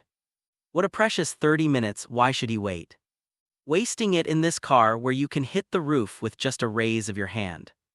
Peter regretted that he should not have left his laptop at home. Otherwise can use it to design his new suit. Learn knowledge and so on. He has been trying to add more functions to the nano spider suit. For example, adding the artificial intelligence technology that he has been coveting for a long time. Even if it's not as powerful as Conte, it should at least provide some combat assistance, positioning, tracking and the like. But this thing has a long way to go. And he still has a lot of knowledge to add. So whenever he has free time, he is either studying or experimenting. And of course he will go to the streets to continue being his good neighbor Spider-Man. No matter what, he will never forget that he is Spider-Man. And his research itself is also making him better as Spider-Man. After waiting for a few more minutes, Peter couldn't wait any longer. He said to Happy, "Can you help me take things to the laboratory? I'll go first." Happy was furious. "Come back here. If I hadn't picked you up, I would have driven out just now when I had the chance. Do I still need to be stuck here?" Peter laughed playfully. "Next time, I'll treat you to the meatloaf made by my aunt." Your aunt?" Happy was stunned. He thought of the charming mature woman in his mind. And suddenly he was no longer angry. Little does Peter know that his old cabbage Aunt May is suspected of being targeted by a pig. He quickly ran to a remote uninhabited alley. And after pressing the button on his cross-dressing watch, nanoparticles began to flow out crazily, within seconds. His entire body was covered in nanoparticles. "Nano spider suit, here you go, woohoo." Peter exerted a little force on his feet, jumped more than 10 meters on the spot, and landed on a house near the alley. He then started running quickly along the roof of the house. His jumping ability is now much stronger than before. When it is slow, jump one building at a time. When it is fast, jump over 3 or 4 buildings at a time. Compared to the slow-moving traffic below, his speed was simply amazing. Sure enough, wearing a battle suit is the most comfortable. Peter sighed sincerely when not wearing a suit. There are always various noisy sounds coming into his senses. Even if he works hard to weaken his 5 senses and block out the reception of information from the outside world, he still receives more things than ordinary people. In traffic like the one just now, the surrounding area is filled with the sound of car horns. People's complaints, hum of engine sec. It would be torture for him to stay for a while longer. Boom. Suddenly there was a loud noise ahead. Peter quickly turned that way and said to the spider web launcher on his wrist, "Karen, help me see what's going on over there." He installed a communicator on his web shooter and remotely communicated with the artificial intelligence Karen on the spider suit in the room. Although this is a bit troublesome, it can be regarded as a compromise before he designs his own artificial intelligence assistance system for the nano spider suit. Karen quickly connected to the police system in the city and obtained the situation there. Several cars were involved in a series of collisions, 2 of which were in serious condition. One car caught fire and burned the fuel tank, and the fire may spread due to the congestion of the streets near the incident site. Even if the fire trucks arrived, it took a while and a half. It's also difficult to access. Karen Hui reported, "Is anyone trapped?" Peter asked as he swung his webbing between buildings and quickly rushed to the scene of the incident. A total of 3 people were trapped, including the drivers of the 2 vehicles and the backseat passengers of another severely damaged vehicle. Karen said, "I understand," while talking. Peter had already arrived at the place where the incident occurred and saw the situation there. This was a series of rear-end collisions. A total of 7 vehicles collided with varying degrees of severity and were all squeezed together. But the most serious one was the 2 cars that collided in the middle. The fronts of their cars were severely deformed. probably because of this drivers could not escape.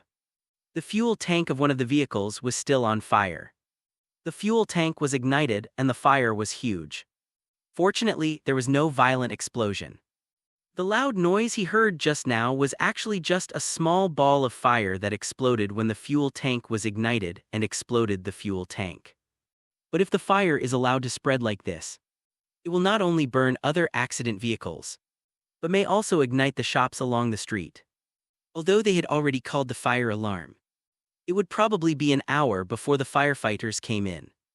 At that time, either the car will be burned to ashes and the driver trapped inside will die tragically, or it will ignite other cars and turn a small fire into a big one. After quickly observing the scene, Peter took the lead to reach the burning car. There were several people next to the car holding metal sticks that they didn't know where they came from, trying to open the door and rescue the driver. But the car was severely deformed. Their strength was limited, and they were afraid of hurting the driver inside. So they worked for a long time without any results. "It's Spider-Man. Great, Spider-Man is here, we are saved. Spider-Man, help us," people nearby shouted. Peter nodded, took a step forward, and first observed the situation inside the car through the deformed window. There was a white man in the driver's seat, about 40 years old and conscious. His lower body was stuck in the driver's seat, and his condition was unknown. Peter reached out and tapped the car's skeleton material, observed the degree of deformation, and then silently calculated it in his mind. He then stretched out his hand, put one hand on the frame, and put the other hand on the driver's seat, and controlled the force to pull slowly.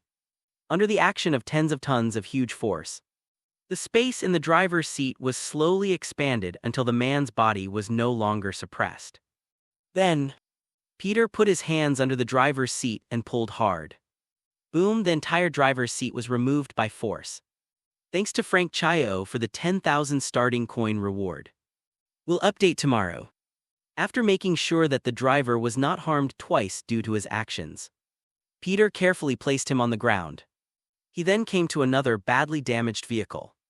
After looking at it, Peter realized that the car was much easier to handle. The people in this car could not be rescued, mainly because it was stuck between the burning car and the car behind it, and the doors could not be opened. The cars behind were all crowded together, and the car on fire couldn't put out the fire. So no matter how anxious these people were, they could only stare. Peter checked and found that both people in the car were awake, so he could do what he did with confidence. He first shot 2 or 3 lines of spider silk at several strong points on nearby buildings, all ending on his right hand, and then rested his body on the roof of the car. Peter stretched out his left hand and placed it against the vehicle, activating the electrostatic power of his hand. The whole car seemed to be firmly glued to Peter's hand, and was lifted up from the ground little by little as Peter exerted his strength. "Whoa, Spider-Man, that's awesome, Spider-Man. Big hero." Seeing this magical scene, people cheered immediately. Click with a soft sound. The stuck vehicle was finally pulled out from the gap between other vehicles. Peter let go of his hand, turned around flexibly, and appeared under the car like a flash, carrying it and landing in an open space not far away. After he put down the vehicle, the door opened, and a brown-haired woman and a child who looked very elegant came out. The brown-haired woman held the child in her arms, and the child peeked at Spider-Man through the gap in her mother's arms. Peter smiled knowingly, waved, and jumped to leave. A brown-haired woman shouted from behind, "Wait, Spider-Man." Peter stopped exerting his strength and turned to look at her. The brown-haired woman pulled the little boy and walked up to Peter. "Thank you for your help. My name is Vanessa Mariana, and this is my son Richard." "You're welcome, it's just a piece of cake." Peter bent down and touched the head of the little boy Richard. "Don't be afraid, little Richard, when you are in danger, Spider-Man will appear by your side, yeah." Little Richard looked at Peter with bright eyes. "Then I'll leave first, I think we need some help over there." Peter pointed behind him with his thumb. "Thank you. Thank you, Spider-Man." Behind him came the thanks again from little Richard's mother and son. On the other side, it didn't take long before Peter left until he came back. He also needed to deal with the burning car. The good news is that the car's fuel tank had exploded slightly before due to an external combustion. After the explosion, the airtight environment of the fuel tank was broken, and the gasoline inside was ignited, causing the fire to further grow. But precisely because of this, there will be no more explosions in the future. But fighting fires is also important on the way back. Peter checked with Karen again to confirm the location of the fire truck, and learned that the fire truck had indeed arrived nearby. But due to congestion, the fire truck could not get in for a while. Now the firefighters are divided into two groups. One group carries some emergency equipment and gets off the car directly to rush over. The other group continues to divert traffic in with the cooperation of the police. But even so, it would be several minutes before the walking team came in. During these minutes, the fire could still spread. It would be great if the Sandman was here at this time. Peter sighed in his heart. In fact, there are fire hydrants on the street, but they are filled with water. The fire in this car is basically gasoline.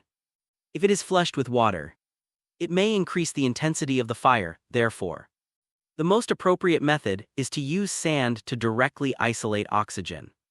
Unfortunately, there are no sand people in this world. Thinking about this, Peter simply acted as a human loader and moved all the cars that were crowded together due to car accidents on the road one after another from their original positions and rearranged them. When everything became orderly, the originally congested streets suddenly became empty. While Peter was doing this, the team of firefighters on foot arrived. But Peter had basically finished their work. After they arrived here, they also did some work to check for leaks and fill in the gaps. In this regard, they are not hostile to Spider-Man like Sheriff Stacy in The Amazing Spider-Man, who feels that Spider-Man stole their jobs. After all, Spider-Man is not as wild as the Amazing Spider-Man. He is a member of the Avengers officially certified by Iron Man. Although the public has mixed opinions about the Avengers, most people, especially those who have lived in New York for a long time, know what the Avengers mean. Not all people are white-eyed wolves. Amidst the thanks from the people, Peter left here and continued towards Stark Tower. Stark Tower has actually been a bit deserted recently, as Tony Stark has sold it and is now handing it over. In fact, Peter is also a little curious about who the person who can convince Tony Stark to sell Stark Tower is. Stark Tower is more than just a building. First, it's the Avengers' home base. Secondly, it uses the large arc reactor designed by Tony Stark as an energy source. Simply put, there is no electricity bill for this building. In addition to Tony Stark's many years of operation, the various facilities in the Stark Tower have a high level of technology. Even if some of it has been dismantled during the move, it does not affect this at all, so Peter was really curious. How did the mysterious buyer buy it from Tony Stark? But Stark didn't say anything. And he didn't ask specifically, anyway. Tony Stark said that the laboratory assigned to him will not be taken back, but will be moved to the Avengers' new base when the time comes. Although this would mean he would have to take several extra stops on the subway. There was nothing he could do. Maybe he has another way. And that is to see if the buyer of Stark Tower is willing to rent a floor to him. Although he still doesn't have the money to rent a floor as a laboratory, his composite spider silk material has begun to work, gradually creating wealth for him in 1 year at most. He would definitely have the funds to rent the next floor. It's not that he is eager to jump out and go it alone, however. As a scientific researcher, how many people can refuse the temptation of having a laboratory that is completely their own? Moreover, if he wants to form his own small team, he will always need a stronghold as a place for the team's activities. Right. You can't do it at Zhengcheng Technical High School, right? A laboratory of your own is imperative. Peter soon arrived below Stark Tower. Before the complete handover is completed, this place still exists as an activity place for the Avengers. Well, of course, there are actually not many so-called Avengers left now. Peter also only found out recently after actually becoming an Avenger. In today's Avengers Alliance, Captain America, Falcon, Hawkeye and Wanda have all been completely eliminated, and have even become criminals and are wanted. Black Widow also became a criminal after being reported by Black Panther because she secretly released Captain America and the Winter Soldier. Although War Machine Colonel Rhodes has woken up, he is still recovering. Tony Stark said that he was planning to install a prosthetic limb to assist mobility. But before he could take action, Colonel Rhodes was picked up by people from the military, saying that there was a way to cure him. Tony Stark didn't think much of it. Colonel Rhodes is originally from the military, since they have their own internal method of treatment. It would be great. The military has absorbed a lot of alien technology over the years, and it also has some mysterious powers in its hands. The hidden forces cannot be underestimated. Maybe there is a way to cure Colonel Rhodes. As for the remaining Thor and Hulkun returned to Asgard, and the other disappeared during the battle with Ultron. Originally, there was only one Vision left. But Peter accidentally learned from Tony Stark that Vision ran away from home not long ago. Stark was interested in finding the whereabouts of this unfilial son. But Vision not only possesses the Mind Stone, but is also formerly Stark's artificial intelligence Jarvis. He is extremely familiar with the technology of the online world. No technical means can track him if he wants to well. After all is said and done, the only Avengers left were Iron Man and Spider-Man. Of course, there are actually many logistics personnel within the Avengers.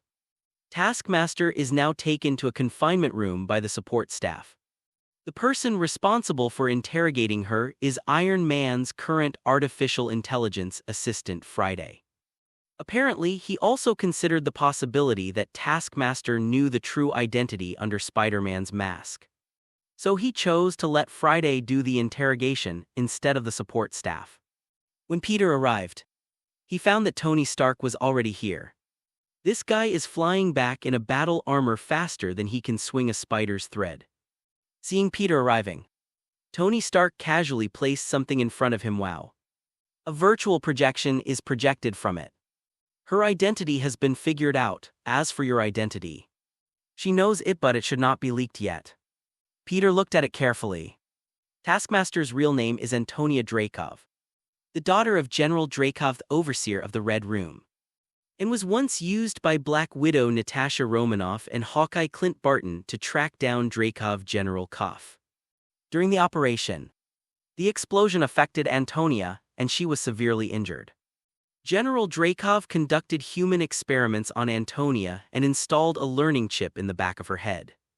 It was this learning chip that not only restored Antonia's mobility, but also gave her super movement copying abilities, allowing her to memorize and perfectly copy other people's fighting styles by observing and studying their movements. That's how she got the title Master of Imitation. Before coming to Peter, she copied Captain America's shield skills, Black Widow's Jujutsu, Hawkeye's archery skills, and Black Widow's archery skills through videos of the Avengers Civil War at the Berlin airport and videos left behind by past Avengers actions. Leopard's physical skills and so on. She even learned some of Peter's fighting skills. It's a pity that Peter's fighting at that time relied almost entirely on his own super strength, agility and physical coordination, and did not have much reference value for Taskmaster. As for combat skills, what kind of systematic combat skills do you expect from a 15-year-old who has just gained abilities? I guess the Taskmaster still can't figure out why Peter went from a fighting layman to a fighting master in just half a year. If Peter didn't have any fighting skills, he might really be helpless against Taskmaster. But since he also has enough fighting skills, even if Taskmaster can learn it, Peter can still have enough means to deal with and crack her, and then use his stronger physical fitness than Taskmaster to easily crush her. All I can say is that Imitation Master did not lose unfairly. As for why she came to find Peter, it was actually Peter's big tree that attracted trouble. In the battle at Berlin airport, Peter's performance was somewhat eye-catching, but that was not enough time to attract the attention of General Dreykov, the overseer of the Red Room, later. As Peter continued his activities, his information continued to appear in public, and thus attracted the attention of many relevant institutions and organizations. The Red House is one of them. because they realized that Spider-Man was not a simple user of high-tech equipment, but an enhancer whose body had benign mutations due to some reasons. Super Soldier. This is undoubtedly something of great interest to many secret organizations. As early as World War II, the United States launched the Super Soldier program, and Captain America came into being later. Hydra launched the Winter Soldier project and created several Winter Soldiers, including Bucky Barnes. However, except for Bucky, the others were all killed by the man named Zemo in the Siberian base. The psychiatrist killed him later. Hydra used the Mind Stone obtained secretly during the Battle of New York to transform Wanda and Pietro. Sibling Sand induced the power hidden in their bodies. As a result, Wanda gained the mysterious chaos magic, and Quicksilver gained the ability to move at high speeds. General Dreykov paid attention to Spider-Man and even sent Taskmaster to see if he could catch Spider-Man back. At least he could get some blood samples to take back. When Taskmaster arrived in New York, he couldn't find Spider-Man for a while, because Peter was busy rehearsing at school in those days. When he got home after the rehearsal, it was already evening and he had no time to go out just then. Taskmaster discovered Flash's ad posted online. In order to track the attention of his idol, Flash spent his own money to place a lot of advertisements. But he did not expect that this advertisement would just be discovered by the copycat master. So after staying for several days and finding nothing, the imitation master had no choice but to follow the advertisement to Zhengcheng Science and Technology Middle School. However, when she saw Peter, she knew she was in the right place, because she has studied Spider-Man's movements. And although Peter has grown a lot, it is still not difficult for someone with her keen observation skills to recognize him. The extra update didn't come out. I'll code it in the middle of the night, sorry.